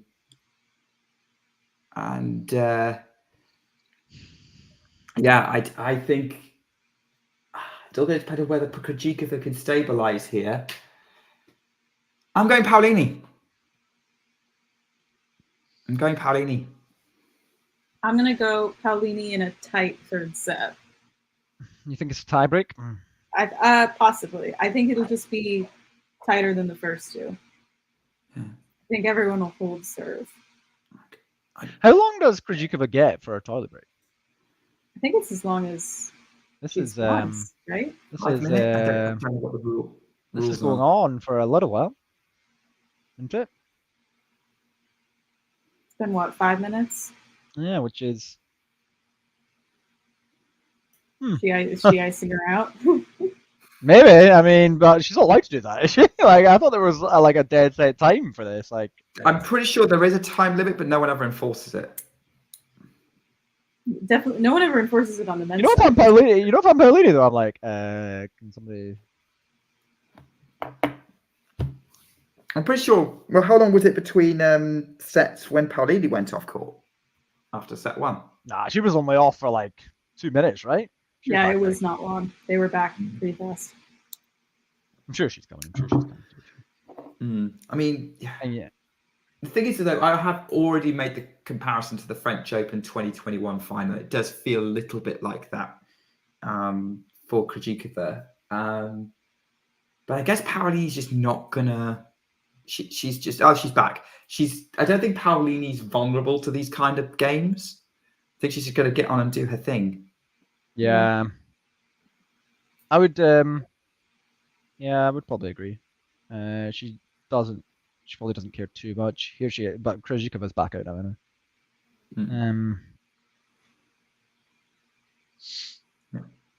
So both players need a good start to the set for sure. Yeah, absolutely. Yeah, Krejcikova just needs to reset a bit, but you know, we've seen this happen before. Sometimes it works, sometimes it doesn't. Here we go. Paolini serving first. Will that play a factor? Let's see. Who knows? Well, she'll be serving first the whole match. Nick, I'm jealous that you get to watch this. I mean, you've already seen it. We're to a long rally anyway, which ended with an inside-out forehand winner from Jasmine Paolini. Ripping that. That is just confidence. That shot is confidence. That is. And again, this is something like that. Paolini doesn't look like she can hit the ball that hard. No. Yeah. The thing is with her though is I think what she does, but also B, she's so good at opening up the court and hitting into space, and you as the opponent have to work so hard to get to it. Yeah. Like you're struggling. She's also like not tall, and yet she's rapid, right? She's rapid around the court. That's why I love her. She's just like a pocket rocket, isn't she? Like a Duracell bunny, just. Yeah. Does anyone know if Jethro's a fan of hers? Because I feel like he should be. I haven't heard from Jethro in a while. Did you run into Jethro at Wimbledon at all, Nick? No, we didn't. I didn't see you at Wimbledon, Nick. We were there on the same day, Nick, and we didn't see each other. So sorry.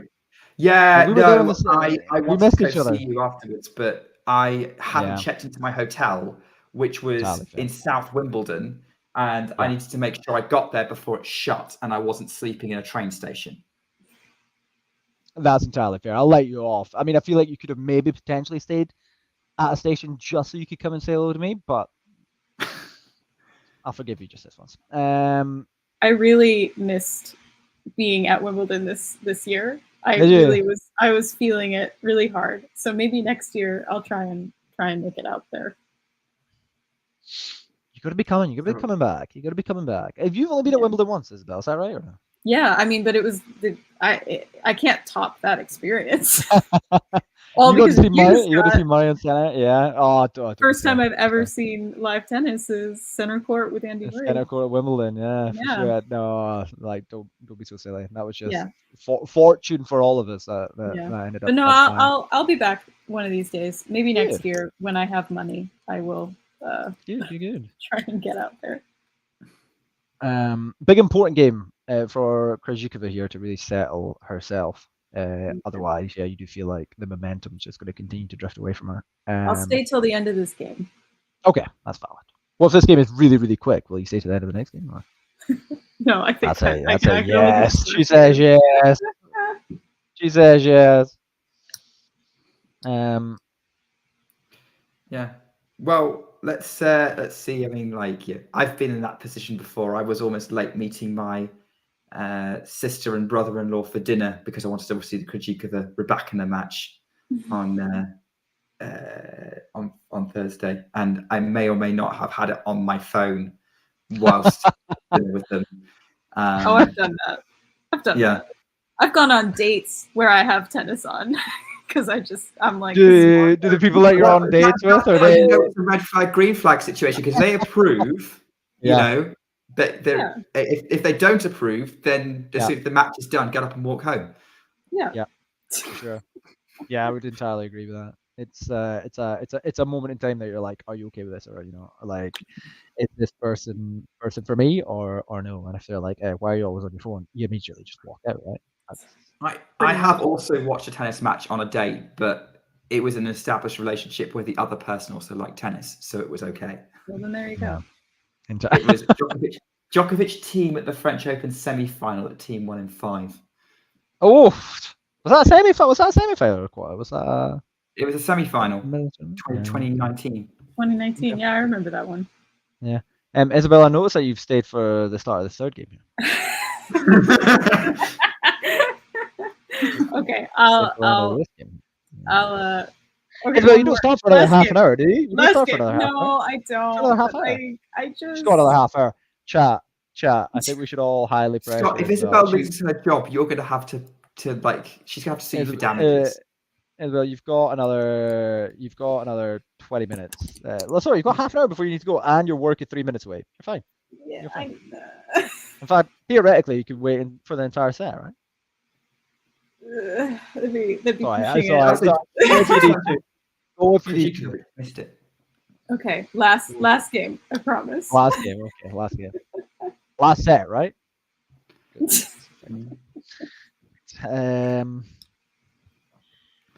We're getting there. I'd love to see Paolini just grinning away with a Wimbledon trophy. But I don't know. I really do like Krejcikova as well. But did you see Krejcikova get some backlash from Novak fans on Twitter? Because it does not take much for that to happen.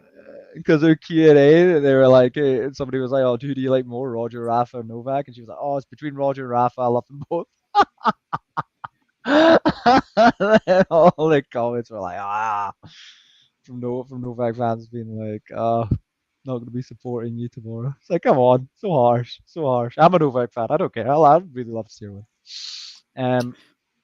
Great stuff from Paolini, and there's a roar after that.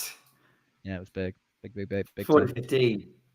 Paolini's done well here to just turn this match around in her favor. That was a great return though.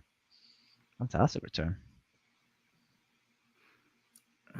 I do love players doing weak Q&As on Twitter, I must say. It's always fun to see the absolute random replies that they give to people. I think more players should. And also the random questions they get. Yeah. Unlike my fully tennis analysis questions. Yeah. I wanted to know the I mean, look, at least he actually gave you an answer on like when Denis Shapovalov kind of avoided the question that you gave him a few years back. Oh yeah, he was like, things are getting a bit weird now. I can't remember what my question was. It was something similar to that Dragon and Bear one, I swear. Something about, oh my gosh, this rally is fantastic. Oh my gosh. Just clearing the net between the two of them, inside out forehand from Paolini, backhand cross court Krejcikova, backhand Paolini forced Krejcikova to loop the forehand inside out from Paolini to the backhand of Krejcikova again. That's way long. Paolini holds. There we go, 2-1. Big time. Big time. This is it's a fun match. I must say it's a really, really fun match here. It is, yeah. All right. I'm going to bounce. Enjoy the rest of the match. I'll have it on. I swear. I'll have it on at work. Yeah. Thanks, See guys. you, Isabel. Enjoy work. Enjoy work. Oh, thanks. Have fun. How long's your shift today? Till midnight. Till midnight? Yeah, we got a show tonight. Maybe not like to swear on I got a show, so. Well, good luck with it. Are you in the show or are you? No, I just run the show. Oh, you're a showrunner. She is the show. He's front and center I on am the stage show. in the show. Well, go go and enjoy the show. All right. Enjoy the show. Good to see you guys. See ya. you, Bye. Bye. There we go. Then there Here were we are. two. Billie Jean And- King's there. We've got all the stars out in the audience here now. I mean, Got yeah, everyone. we've had a few. Like, obviously, we've got a cross section of past Wimbledon champions in there as well. I've seen Anne Jones, Martina Navratilova. I thought I saw Evert, but then she realized she was on ESPN. So, somebody who looked slightly like Ivor in the crowd. Yeah, we've got a lot of names. Mike, a friend of mine is at Wimbledon today. Not in the crowd, not in the crowd, not in the audience. So I guess him and his partner must be walking around the grounds right now. It was his first time. He's a kind of medium tennis fan. We should be seeing some decent juniors in wheelchairs action out there. Absolutely, yeah. I'm sure he's just wandering around there. But his review, because it's the first time at Wimbledon, his review was, he was saying, he was like, didn't realize how much like a day at Wimbledon is really kind of like an event of a day rather than a day watching sport. And I was like, yeah, especially for a lot of regular, like casual tennis fans are definitely just use it as a day to go out and just, which is totally valid. But for people who aren't familiar with it, yeah, for sure, it's very, very nice. But he also gave a rather rough review of the. He was like, people dress ridiculously here. But they do. So hard. I mean, have you not seen there's a man dressed as Bjorn Borg in the crowd? I know. That's part of the fun of it, right? McEnroe with the two guys dressed as Born and McEnroe there. I think it's the same people. They were there last week. I saw them when I was around the grounds. Oh, that's a wonderful forehand from Krejcikova. It's plumb on the line. It's a stunning shot. You might well get you'll get we replay in a minute as well. Very nice and slow mo. 11 winners each after that. That is outrageous. That's how close this match has been. Very, very good. Even though it does feel like things have stabilized and there are. It does. Some great tennis here. All this next rally as well. From a deciding set of a Grand Slam final. You definitely do. Watch this rally, Nick. You'll enjoy this. This is great. Lovely top spin and play here. Now Krejcikova slices. She's going to deal with the inside out forehand from Paolini. Now goes the cross forehand. Now goes again inside in. Great forehand from Krejcikova that draws the arrow from Paolini. Fully love. Yeah, stunning. Great grass court tennis. It's just phenomenal. Phenomenally good. This match is really, really ramped up here. Both women playing well, which is good. You felt like the first set Krejcikova was playing well. You feel like the second set Paolini really raised it. And now you have two ladies who desperately want to win this one singular set of tennis for the title. Which would be, okay, Krejcikova, we know, has won majors before, but you do feel like this would be the biggest title if she could get it done. For her, yes, because obviously, again, when we're like, we talked about it before you come on the stream, Isabel, I was explaining the Novotna connection to Isabel because she wasn't aware of it. So I think emotionally, this one is probably going to be the bigger deal than Roland Garros. I would say so. Yeah, I would say so. And obviously for Paolini, it would just be astronomical if she were to win this. Hey, turns out I was good enough to get one of these. Yeah, which would be phenomenal. I don't know if I'm biased towards either of these ladies, to be honest. I would love to see Paolini win it because of her on-court attitude, but maybe slightly more because obviously Krejcikova has won majors before, so she's kind of she's been at the top of the game for a wee bit. So whereas Paolini, this is just still like really uncharted territory for her. I mean, weirdly, look, if Paolini wins this Wimbledon, it's going to be the third Wimbledon in a row where someone has won it for the first time in their career. We're going to a bit of a rally here at the minute. Forehand up the line for Krejcikova. Watch that mess.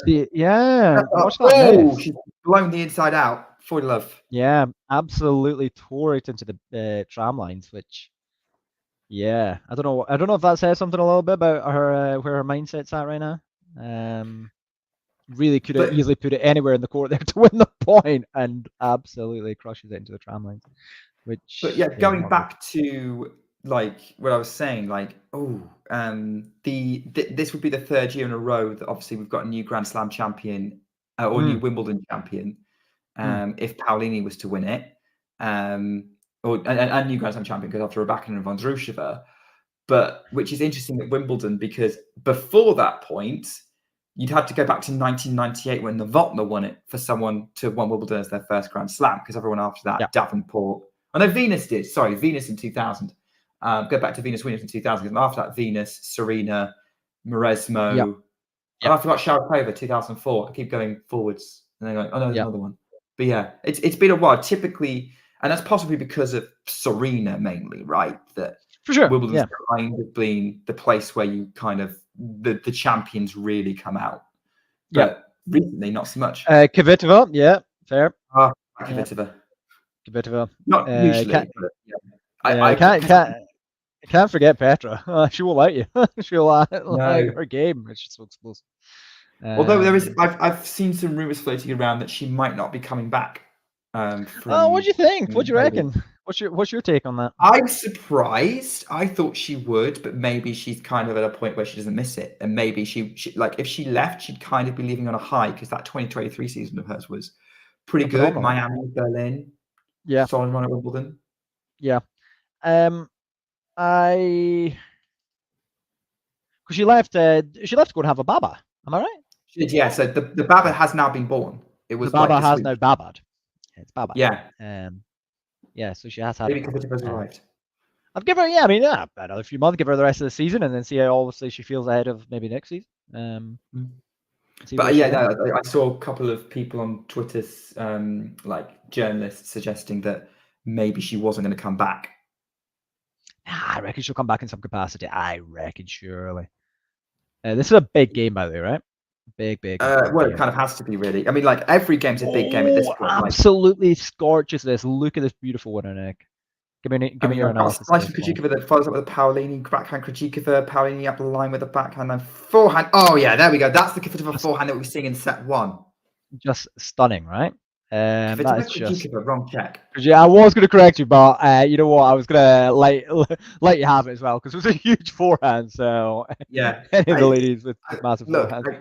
The ambition is not to let it get as bad as when I was saying Sabalenka instead of Azarenka for an entire stream when I was watching an Azarenka match. Listen. We all get we all get it. Yeah, that was a stunning ace as well. Right down the line. Krejcikova really not letting the pressure of the moment get her, because realistically it's 2-3 down. Oh my god, that was well handled. Look at that, well handled at the net there. Stayed exactly where she should be to put that away. Very good. Very good indeed. Yeah, great volley. But I mean, look, Krejcikova has this sort of a bit like some of other players, like this sort of 1 or 2 tournaments a year, a bit like Kvitova, where suddenly she'll show up and she'll like tear through and beat everyone. Like Roland Garros 2021, she did that. Ostrava 2022, when she beat Iga in that epic final, she beat Rybakina as well. You have Dubai last year, where she beat Sabalenka, Pegula, and Iga. Sabalenka with her back against the walls. So this kind of result, this kind of performance shouldn't be a surprise. No, absolutely not. I feel like, I don't necessarily think it's a surprise. It's not. Yeah, for sure, it's not. It's just that, for me, it was just such an outlier that, like, as a player, her game was such a natural clay court, like, associated game that I just didn't, envisage her at this stage of a major on grass. But I mean, was she talking to somebody in the crowd there? Did you think she'd only win 1 slam? Yeah, I think so. Yeah, you know what? I think so. I just, and obviously, she's. Oh my god! What's it showing you? What? I'm not entirely sure what shot that was. That just shows you a wee kind of replay of. In any case, 3-3 now. Paolini. This might have been something that maybe should have been challenged. Yeah, potentially. So Paolini got a really short. needs. She's giving Krejcikova a short forehand, which Krejcikova's punished, put it in the corner, and Paolini put the response in the tram line. Love 15. This might be where you start questioning it a little bit for Paolini. I think Krejcikova's just going to put balls in play here, and this does look like what is going to happen, because give me your assessment on this rally, because I think, based on this rally, it kind of looks like Krejcikova is just going to try and put balls in play and let the pressure of the moment get to Paolini, and that might happen. Yeah, which is what's going like backhand Yep. out, and we're kind of reset to how it was in set one. These were kind of how the rounds were playing out very early in set one. Just Did you see down the set middle, one? down the middle of the court, nothing fancy from Krejcikova, letting Paolini make the error, because at this moment in the match, an error will be the match, to be honest. And again, it's kind of like Krejcikova's match management at this kind of stage. You would expect that maybe she'd handle it slightly better. Yes, and I think maybe just asking questions a little bit of Paolini here, but Paolini does win that point there. Yeah, she really punched that short ball and then played really well at the net. She did, but she had to back up with that volley. She stood her ground on there, which I was kind of thinking that she might duff that volley, but she's held it down. That's It's the double skill that we're seeing, right? Because her doubles playing is pretty strong now. Hannah Harani are doing good things. Unreturnable serve. Yeah, that was a very good serve here. 30 all. Pressure point here. Pressure point for sure. She's done well from the left 30 to get it back to this point. Ooh, that's a great return. Oh, Krejcikova. Oh, you're doing us all like that with that kind of point place. That is very, very good. Looking that up, yeah, no, she timed that forehand beautifully. That's the sort of tennis that you just want to see Krejcikova play again and again and again, because that's when she's at her best, in my opinion. It's just when she just knuckles down and just dominates a point like that. Massive point here, obviously. Paolini will be feeling it, you would think. Krejcikova surely just wanted to keep the ball in play here. Yeah, slicing that high, and it's out though. It goes out.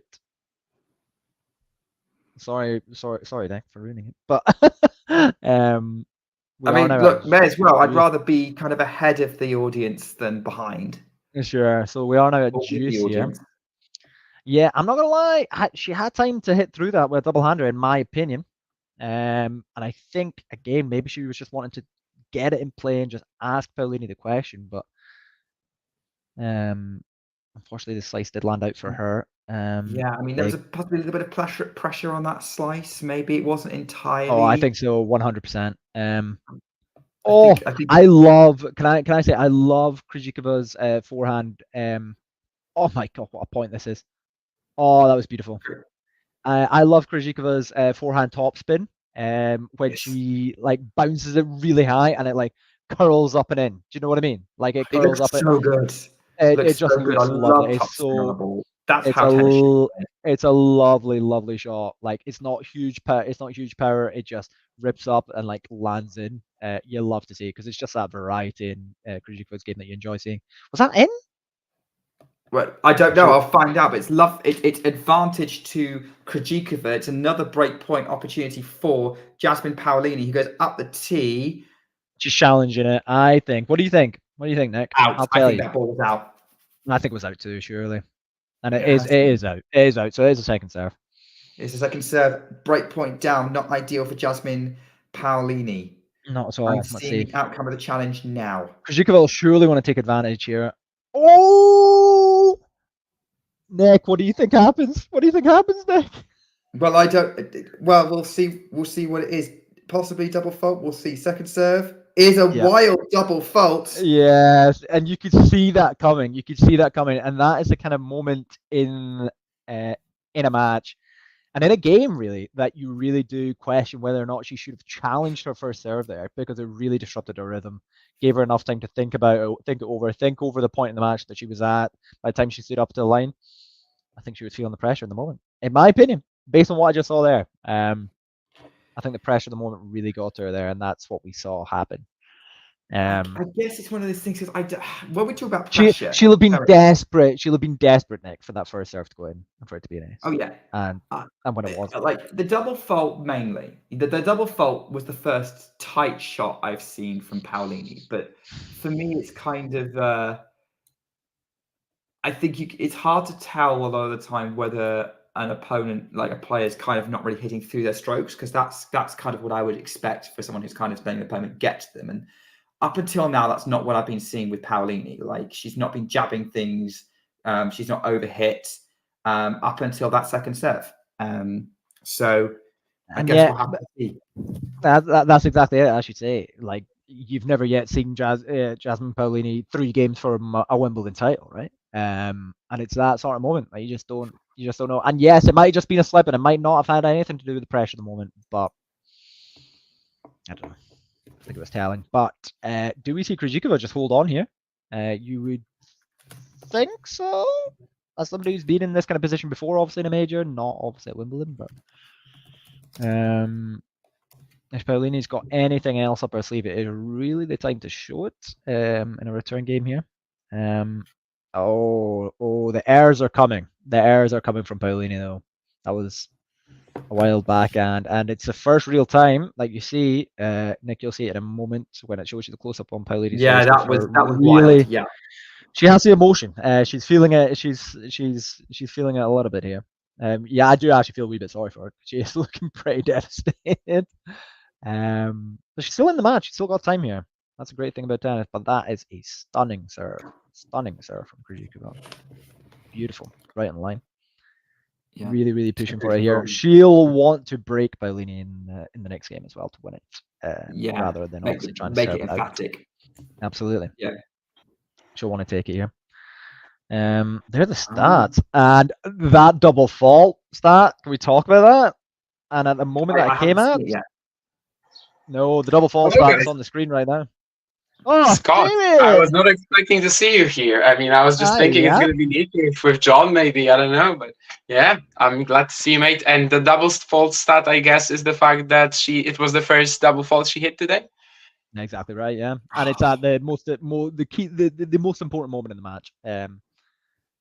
I just think that's so telling. It could well be, because if Paolini doesn't break Krejcikova back at any point, then yeah. And I personally think this match could be over in this next game. Damien, what have you made of the match so far? Yeah, I mean, before it, I was actually very confident in Krejcikova's chances. You know, the first set was just like telling me, okay, she's so much more versatile. It doesn't just mean, obviously, she's been there before in terms of actually winning a slam as well, not only making a final and getting demolished by Iga Świątek.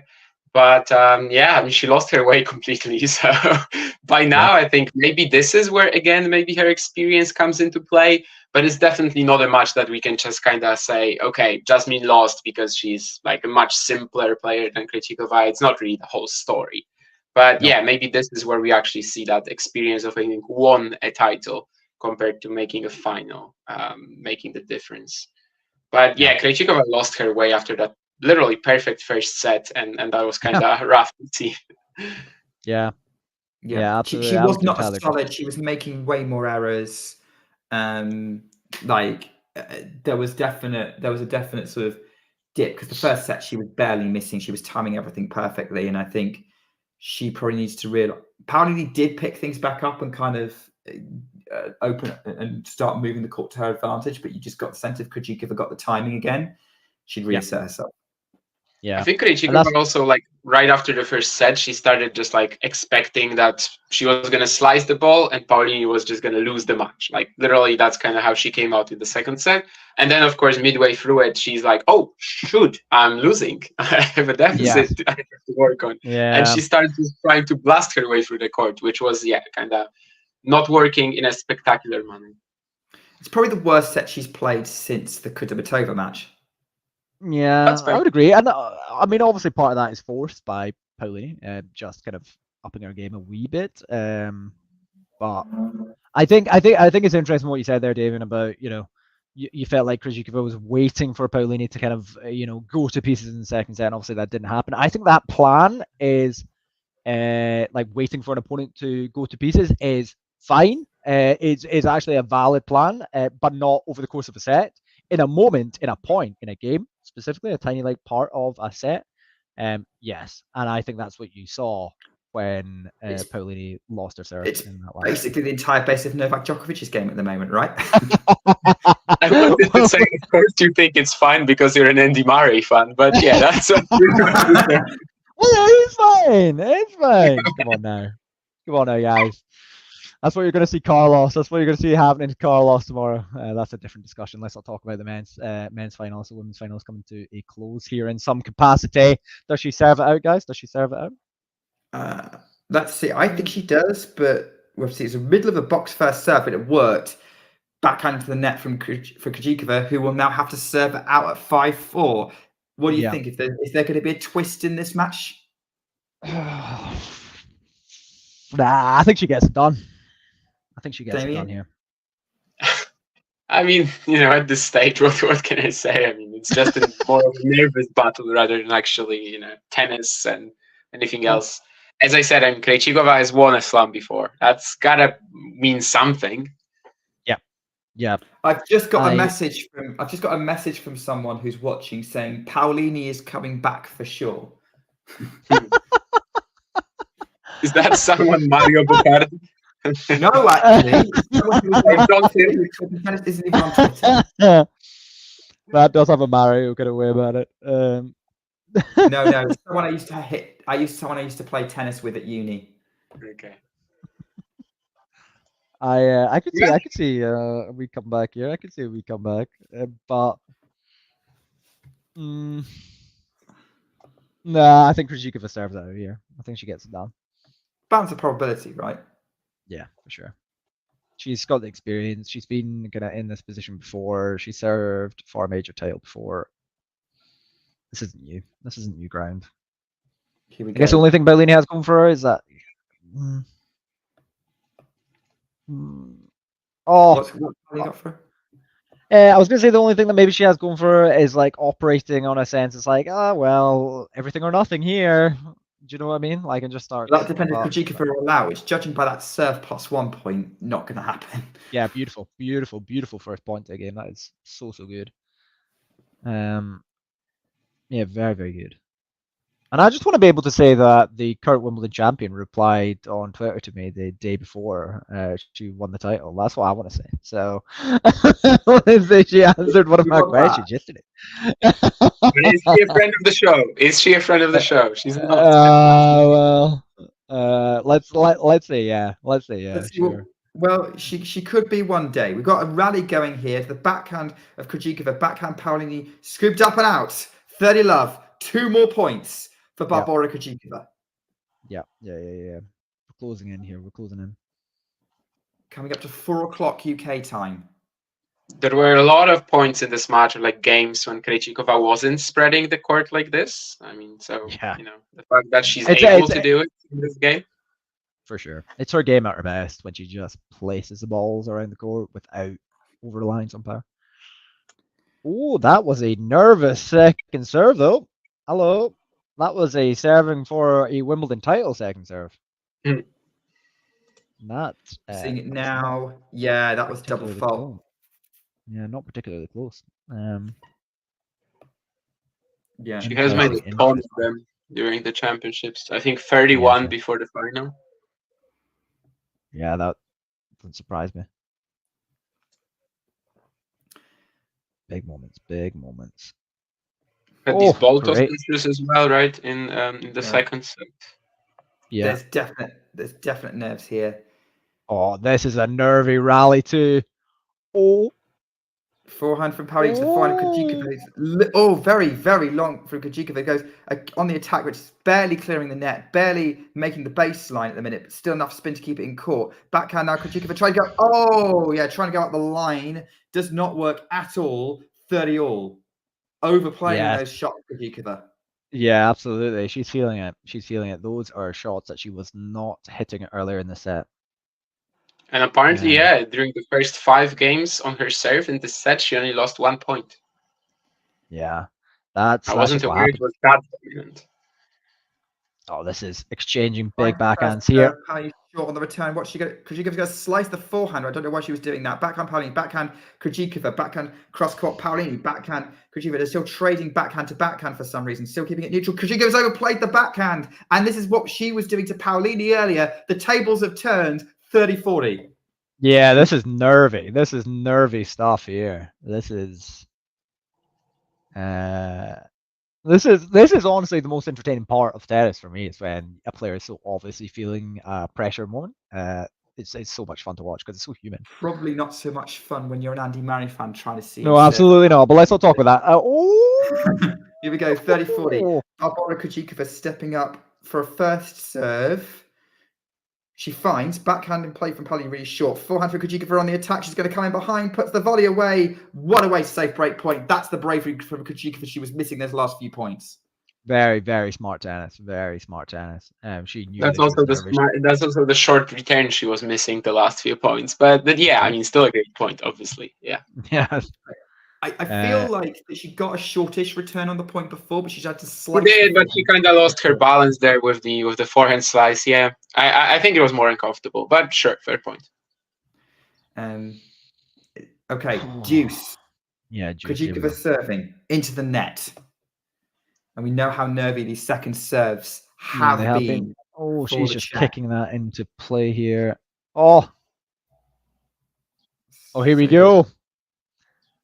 Second serve for Krejcikova. Here we go. Kicks up. Backhand Paolini. Forehand Krejcikova cross court. The forehand Paolini scrambled up and out. Yeah, we've got championship point. Championship point. Here we go. This is it. This is it. Coaching. This is surely it. Come on. Krejcikova's box kind of encouraging her on. She's got 5 balls possibly on her racket. Does she do that before every point? Surely not. Possibly not, but like she's trying to find the right ball, trying to find the ball that will take her to a Wimbledon title. First serve. Up the tee. Paolini finding play. Backhand. Oh, into the tram line. Not over the tram line. Over the line as well. This Huge is error. so nervy.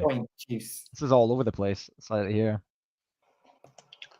Interesting that tournament thing. What a final! After the second set, I was hearing a lot of comments about the poor quality of this one, but yeah, I mean it has the drama, and sometimes that's enough. Oh my God, Paolini! Forehand Krejcikova right in the corner. Paolini somehow gets a racket on the forehand. Krejcikova's going to come in, backhand Paolini. Krejcikova scoops it up. Paolini's got time to pass, and she does, and now she's got break back point. So good, so good. And full credit to Paolini for and I know part of it has been Krejcikova kind of going to pieces in this game, but Paolini is just not. It's Paolini, right? I mean, she literally does this every match. Like the body language, the attitude, the grit is just. Yeah. Moment by moment. Should have been out against Keys.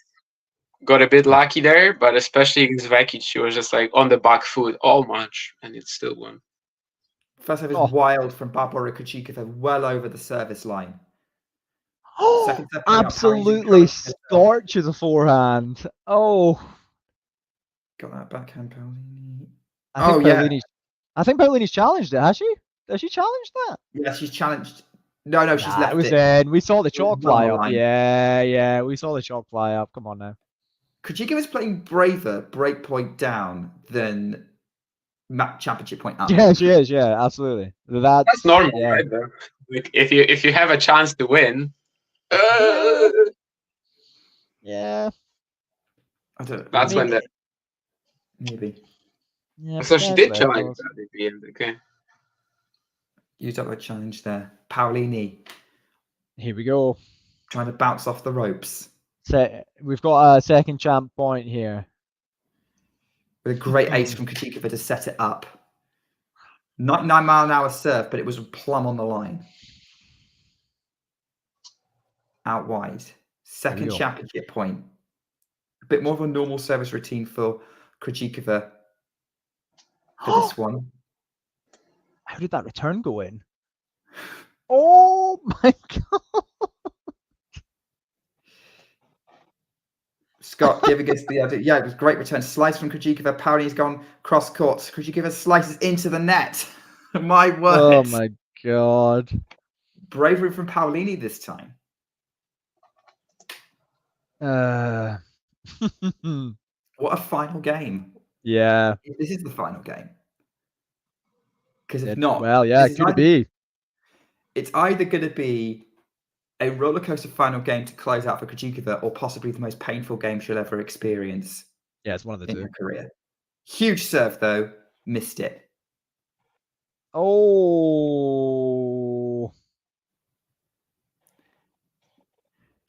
You're joining us on Talk Tennis. Scott makes noises as the backhand returns into the net from Paolini off a short second serve, and Paolini looks very frustrated and upset by that. There's she is looking gutted there. Could this be a third time of asking? Third championship point. It's done. It's done, Nick. It's done. I'm sorry. Well, that was simple. That was okay. Barbora Krejcikova serves out wide. It's on returns. Barbora Krejcikova's raising her hands in the air. She is the latest Czech to win a Wimbledon title. Barbora Krejcikova is back, baby. She's back in the top 10. And who would have thought from this point, after this first match, that she would be here? Oh, yeah. The Wimbledon trophy. I mean, talk about working your way into a tournament, Damien. Yeah, I mean, and then into a season in a way. I mean, I know she started well with the Australian Open, but then, of course, the injury, she never wins a match in play. Yeah. Is she going up to her ball? Yeah, and then she's just fine. She's just winning against Kudermetova in 3 hours in a horrible mess. And suddenly, something clicks. And that's not a player that I was thinking was going to get her second slam soon, maybe not even ever. So, remarkable stuff, really. And also the last 4 matches, right, that she played.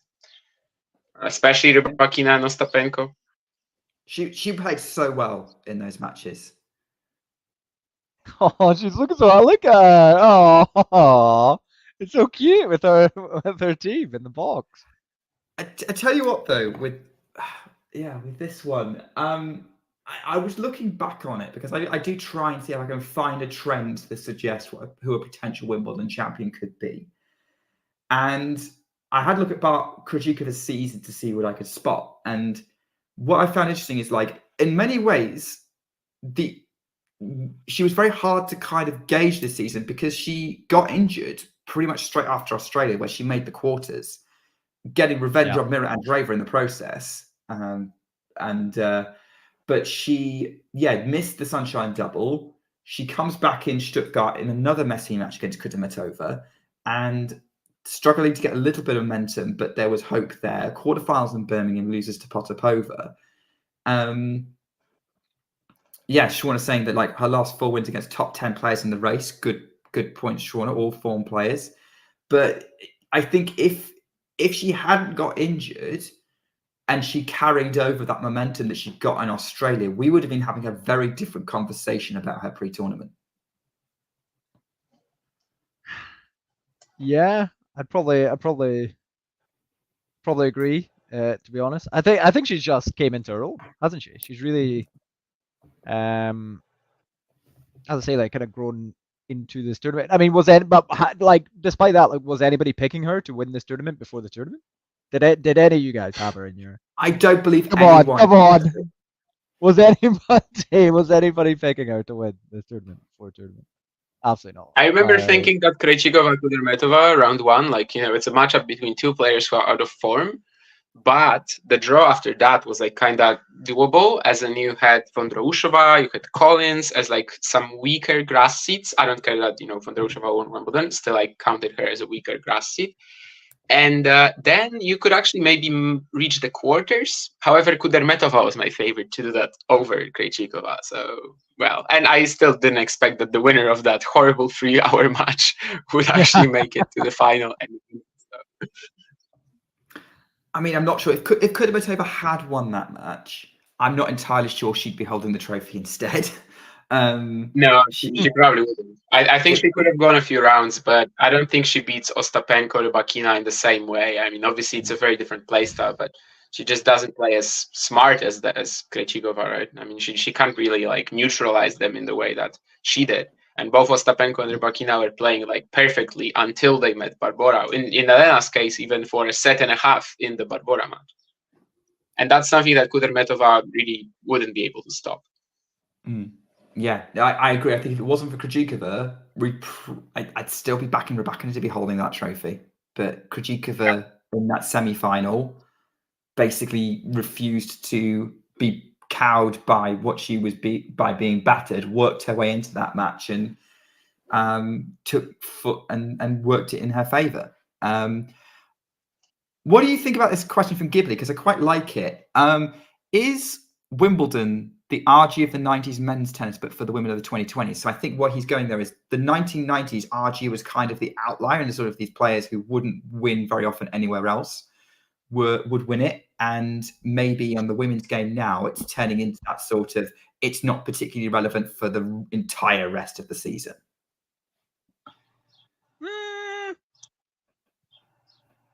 We still have two very strong grass courters, right? Rybakina and Sabalenka are both insane. Rybakina, she only lost twice in the last three. Actually, let's even count it to 2021. She's only lost at Wimbledon to Sabalenka, to Jabeur with an insane performance, and Krejcikova with a similarly ridiculous performance. And Sabalenka was injured, so I think there's still a couple of very strong favorites. Sabalenka Begic is like the biggest what of this tournament, right? Because if she was in it and relatively healthy, good chance she wins it. Well, Rybakina was also in it, and she didn't win it, even though she was relatively healthy. And I think, they're at least comparable in grass, if Rybakina isn't even a tiny bit better. But yeah, I think these two are still like very strong. They haven't, Rybakina won one Wimbledon, Sabalenka hasn't won one yet. But it's maybe just the fact that Świątek is not around that's kind of making this event a little, not around. She is around, but, she hasn't come close to winning it. But then again, it's the same case for Australia, and there it's just Sabalenka dominating. So I would expect that over the next few years, it kind of should even out a little bit more. Like, I think Rybakina and Sabalenka will grab more Wimbledon titles, and it. Yeah. Scott, where are you at with that? I think you've been putting some thought into this. Seeing the I don't know.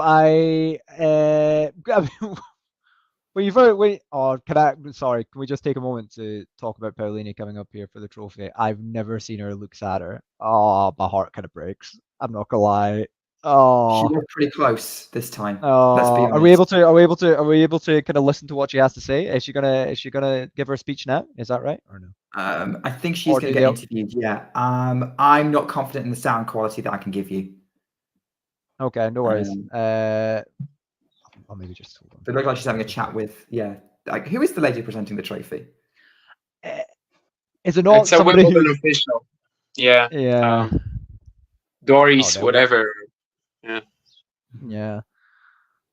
Tomorrow is going to be Kate, and Kate is not coming today, and there's a Wimbledon official who's doing it. Yeah. Okay. Yeah. Which I think makes sense. Kate Middleton, not Kate Beckinsale, in case anyone was wondering. Yeah. Here comes Krejcikova. Here comes Krejcikova. She's waving to the crowd, big beaming smile on her face. She's got a hand on her heart, and she's like, "Is that mine?" She's pointing. Oh, look at her face! Oh, you can't not love her. You can't not love her. Barbora Krejcikova has got her hands on the Venus Waterford Switch, and she's looking at it like this most precious thing she's ever held in her life. She cannot believe that she's holding it, but she is, because, ladies and gentlemen, Barbora Krejcikova is the 2024 Wimbledon champion. There's also the Novotná angle, right? I mean, Jana Novotná, that was the title that she won, and of course, she was a mentor of Krejcikova. Rest in peace. So I think she's probably thinking of her as well right now, and of her claiming that title back in the day, which I'm not sure Barbora would have been old enough to see, really, or at least not old enough to remember. But that's definitely something they talked about when Novotná was still a part of her team and when she was still alive. I think, Barbora would have been 2 when she won it. Yeah, so probably didn't get to see it. I don't remember any sports from the year 2001, but it wouldn't be long after. Do you guys think Paolini wins major? I don't know. I don't know. I think you know. It's a tough time to ask. But I think you know. No, I think it's a very easy answer, and I think you know, but you just don't want to say it. I don't think she does, unfortunately, in my opinion. Exactly. Yeah, she's kind of in danger of putting herself in kind of the same category as Jabeur, right? Yes, that's exactly what I was thinking of. Worse. I think her peak level is nowhere near Jabeur's, but what I do have to say is that even if we have this like wild west situation on the WTA tour right now, where like you have 4 very consistent players at the top, and then it seems like almost anyone can win after that, she actually has done enough to like pick up the pieces in 3 major events this year. Dubai, of course, she won that, and also the 2 finals. And sort of, well, I guess at Roland Garros, you can't even say she picked up the pieces. She actually beat Rybakina to get there as well. In Dubai, she got a walkover from Rybakina, so that's different. But, I mean, that deserves a lot of credit. But in terms of her actual ability to win an event, I don't think it's a given. I mean, to win a Grand Slam event, it's not a given. But who knows? Maybe another draw opens up somewhere. But I think that's the thing with her, is that she relies so much on the draw opening up. Yeah. And you can't ask the draw to open up every time for her. And I know we said earlier, 28 isn't over the hill, 28 isn't too old, but also she'll be 29. Yeah, she doesn't have too much time, actually. That's true, yeah. No. She's a very late breakthrough, especially for WTA standards, I think. So, yeah, she doesn't have too much time. Yeah. I mean, I like Paolini's game. I think she has the ability to work points to her advantage really, really well, and that's where her movement helps her a lot. I can see a scenario. It's just that, the current 4 players who are kind of at the top of the mountain are very difficult for anyone to beat, frankly. But she's beaten Rybakina. I could see her beating Goff. The other 2, I think it depends on what kind of level they bring.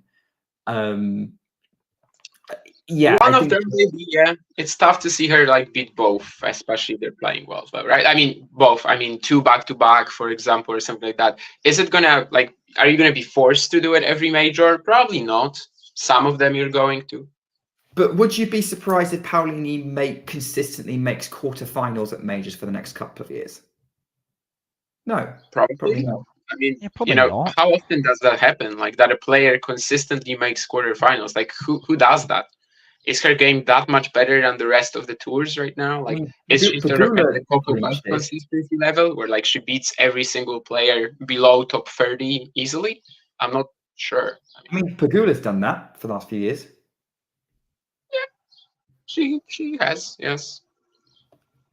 Yeah, I mean, I'm not saying there's no chance that she hangs around at the top of the game, but I think when a player this quickly ascends to the top and randomly, but like suddenly makes major finals like back to back, I think it's almost, maybe not just as likely, but like I don't think would be unexpected to see her results tail away. Do you know what I mean? Like, I just don't, especially since she's lost both of these finals. And yeah, she was a lot closer to winning this one than she was the last one, but I don't think that necessarily tells us any more about how her game has improved in the last few weeks or anything like that. I just think she came up against much better opponent in the French Open final and came up against a slightly better opponent in the Wimbledon final. And I think someone reflecting on Twitter saying that they thought Paolini would end up in the same camp as Jabeur and Zvonareva in losing back-to-back semi-finals. Zvonareva being another player who's done things like 2010 Wimbledon and then 2010 US Open. Both matches when she was overwhelmed by a bigger hitting player. Well, she's remained a part of the sport, like almost to this very day, right? She's had a remarkably successful doubles career as well. So, there's lots you can do without winning a Grand Slam singles title. As in Paolini, Paolini's probably, I'm thinking Paolini may well win a doubles major with Irani. in the next year or Yeah. two. They're one of the best players. They're one of the best pairings in the world for sure, and you actually see it here on grass as well, right? That's a part of her game that she doesn't touch too often in singles, but here you could actually see it. And I think she only really started playing doubles maybe like 2 years ago. Like before that, it was just 10 appearances. So it seems reasonable to think that she has more to grow in that discipline as well. And of course, they did win. What was it, Rome or Madrid? Rome, right? Yeah, it was Rome. Rome and then the Roland Garros final. So yeah, it's open for them as long as Sarah wants to keep playing. But maybe Jasmine can find another good partner if she's not. So Krejcikova's doing her interview at the minute. Yeah, she is. Do you mind? Hold on, I'm going to turn it up slightly. Yeah, talking about. Well, Scott's sorting that out. Talking about Krejcikova and like doubles, I mean, I saw a tweet I think got on the screen earlier about Krejcikova now. Is that right? She's now won Wimbledon mixed ladies doubles and singles. She definitely won the doubles. I guess she won the singles as well. I mean the mix. Yeah, I don't know my mixed champions very well, so. I know it said ladies doubles there, but I'm sure. No, she hasn't. She hasn't won it. No, she only won 3 Australian Opens, I think, in a row with. Who was that with? Salisbury? No, not Salisbury. Okay, so maybe it wasn't Wimbledon. Maybe it's just general Grand Slam. She's won. She's won Grand Slams in all 3 disciplines now. I think 2 with Ram and 1 with someone else. But yeah, I think it's just the Australian Open. Just 3 Australian Opens in a row in mix. She has Grand Slam double. She has Grand Slam. She's done the Grand Slams in all 3 disciplines, which she kind of had already, and actually multiple Grand Slams in all disciplines. That's super rare now. But she did have a Grand Slam already in all 3 disciplines. Yeah, that's not new. But yeah, wow, yeah, multiple. I'm thinking here, but yeah, Golden Slam as well if you want to count the Olympics. WTA finals, I think, as well, and doubles. So yeah, it is something. Yeah, Krejcikova moving on to the Olympics, obviously, where she's reuniting with Siniakova in the ladies' doubles final later today, and with Taylor Townsend. But like they're going to be renewing their partnership to try and get that gold medal for. Do you guys remember this crazy tweet, by the way, that was sort of on Twitter like 2 weeks ago, and that was even before the draw was made? And it literally said, "I'm calling it right now. Whoever draws Kudermetova in round 1 will win Wimbledon 2024." Mario found that. I mean, it's pretty viral right now, but yeah. Yeah, it's out there at the moment, isn't it? Right now, yeah. Whoever that is going to be so proud of themselves. I didn't. I don't know. Did you guys listen to any of that at all? Any of her? No, I'll watch it back later. I'm not interested. Yeah, she was giving attributing it to Yelena Novotna, and that's why she got quite emotional there. Oh, look at how happy she looks! Oh, yeah. I mean, like she looks like she's just holding this precious child at the minute. Yeah, which is great. Just give it back. I love it. It's one of the rare tennis matches where I'm just like, happy for her, devastated for the loser. Do you know what I mean? Yeah, tennis wins. Yeah, tennis wins in the end with this result. Yeah. And tennis also loses a little bit. I mean, but if Paolini won, would tennis lose then? Is that the implication? No, yeah. Either way, in either capacity. Okay. In either capacity. Yeah, it's like tennis wins because whoever wins would have been a good story. Yeah. Yeah. Absolutely. Absolutely. Absolutely. There you go. Those are great. Show us your Krejcikova pictures.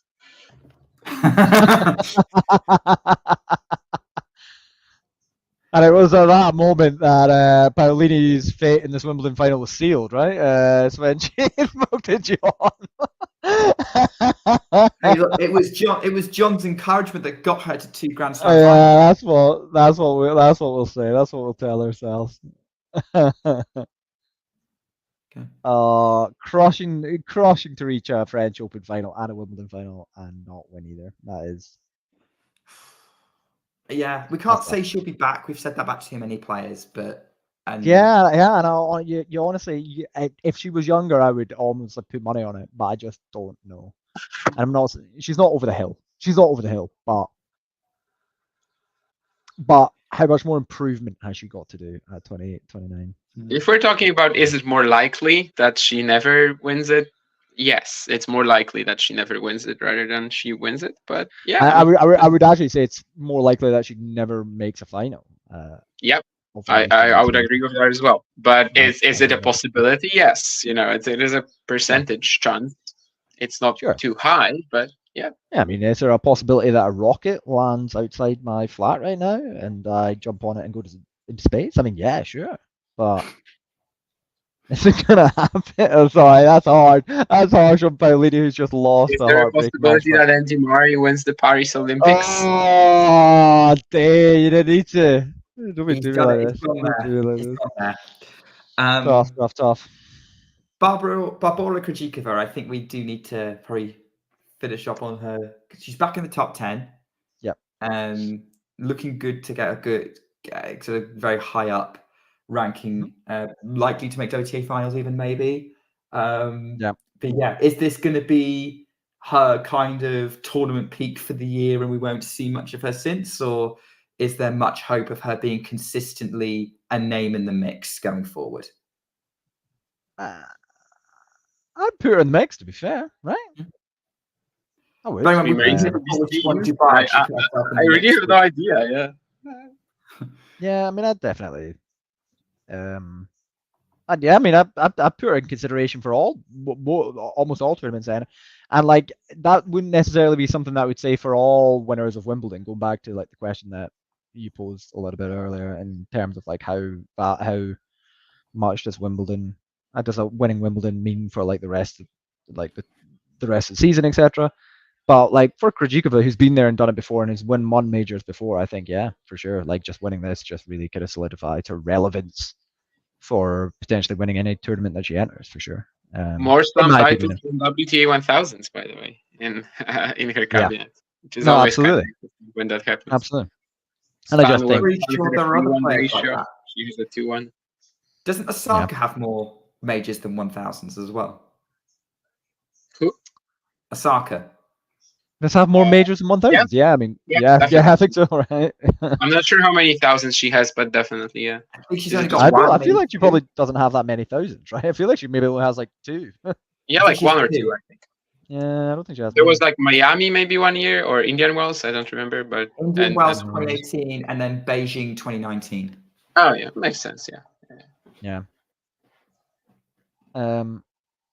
Osaka has more majors than any other titles in total. Yeah, that's not combined. That is nuts. He's a big match player. Wild. Yeah. Can we all agree, by the way, that women's trophy, like easily one of the most beautiful trophies in tennis, right? Like that's Easily, Venus yes. Rosewater dish. Beautiful. Absolutely beautiful. Like stunning. Wow. I love how they carve it round. Like, so how many dishes are there? There must be many dishes because there's not enough room on there for all of the. Oh no, there is. So I've actually seen it. It's in the Wimbledon Museum. If you go in the Wimbledon Museum, I went in there, but there's maybe literally only a pane of glass, and like literally they haven't filled it yet. It's still people's names being carved in. Do they do it on the back as well, or no? Yeah, it's on the back. It's on the back as well. Okay, that makes sense. They maybe have quite a lot of space. So yeah, they haven't run out of room yet. They might have to add a base to it if they do. Yeah, I could see that happening. They don't, because they don't have. Did they do that with the men's trophy? Yeah, the men's. The men's trophy, they've had to add a base to it. Add a base to it, right? Yeah, fair enough. But yeah, stunning trophy. Wow. Yeah. Both trophies on display in the Wimbledon Museum. So if you do take a trip to Wimbledon, you get into the museum for free if you get a ground pass. So yeah, check them out. You can actually get yourself within centimeters of the Wimbledon trophy. Yeah, pretend that you've won it yourself. But it's in a glass case, right? They're in glass cases. Right? Yeah, they're in glass cages. Yeah, don't be thinking you can steal them. Don't be thinking. No. I feel like there would be a security incident within seconds. I would think so. Yes. Which they probably. Which there's a risk of that whenever you go on site anyway, Scott. Yeah, pretty much. Like anytime they see me walking in, they're like, Andy, get Andy to secure location. Get Andy to secure location. Brief chit chat, I should, before we end the stream. Oh yeah, we've got to go at some point because we've got a doubles final coming up, which we are covering. First major doubles final we've covered on the channel. It's not the first doubles match we've ever done on the channel because I'm pretty sure that we definitely did. We did the Federer and the Dahl doubles at the Laver Cup. Of course you did. Fair enough. Entirely reasonable. So yeah, when's that coming up? Is that coming up like now? Maybe even I did. Yeah. Sounds. Yeah, maybe we did. Yeah, that's true. Yeah. Is that coming up like now? Is that coming up like? It's coming up as the next match. Yeah. So we've got Hanlon and Will from Tennis Tribe covering it. Yeah. Two more matches in center court today. So it's gonna be long. And then latest doubles final to follow. Yeah. All right then. Thank you very much, guys. I've very much enjoyed doing another one of these. I have loved doing this with you, Scott. It's always great fun being on stream. This is probably like the Channel 4 equivalent of if they did the Wimbledon final, being very chill and low key and. Yeah, I'd like to think so, right? The Channel 4 equivalent, I like that. We're the Channel 4 of tennis commentary, which that's a very British reference. Apologies to anyone who doesn't live around here to know what we might be on about, but that's not that. Well, yeah, okay. But yeah, thank you very much for allowing me to pop on in here. Alternative commentary. I love it. I'll definitely be doing another one at some point if John will have me and if the audience would have. I feel like you could. I think much like with Wimbledon, Scott, you find a way to get in. They might throw. Yeah, I'll climb over a fence into another one of these commentary streams at some point. Yeah, and to everyone watching, there's going to be another stream coming up very shortly for the doubles, as you're saying, and I do believe there's a stream tomorrow for the men's final as well. Yeah, not 100% sure who's doing that one yet, but we will release commentators as and when. But that's the obviously big clash. Defending champion Carlos Alcaraz taking on 7-time champion Novak Djokovic, rematch of last year's final. Quick predictions for that, Nick. Quick predictions for that. Alcaraz. Give me Alcaraz. Damien. Alcaraz in 5 again. I'm going big. Alcaraz in 3 or 4. Oh, 3 sets. Wow. 3 or 4. I'll be. I'm not sure if 3 or 4, but I think 3 is possible. He's probably gonna clown around for like a set, but yeah, I think he's the big favorite. Like I think I have not been convinced with Novak at all. And other than the serve, I don't think he really has that much right now in his game at this stage of his career. At this, right after the knee issue. He is still, of course, a very experienced guy. He's still, of course, the GOAT. He is still, of course, someone who will kind of, even like against Musetti, just show that he's on a very different level in terms of tactics and just overall understanding of the game to some guys. But I think Alcaraz is like 3 gears above Musetti and might just have like literally too much. And I think he's going to win this relatively comfortably. Yeah, I mean, I think I would actually maybe like I think the thing because if Novak was to win tomorrow, it would be his first top 10 win this season, which is insane, right? It's insane. It's his first final of the season as well. Huh? First final of the season, it would be his first top 10 win of the season.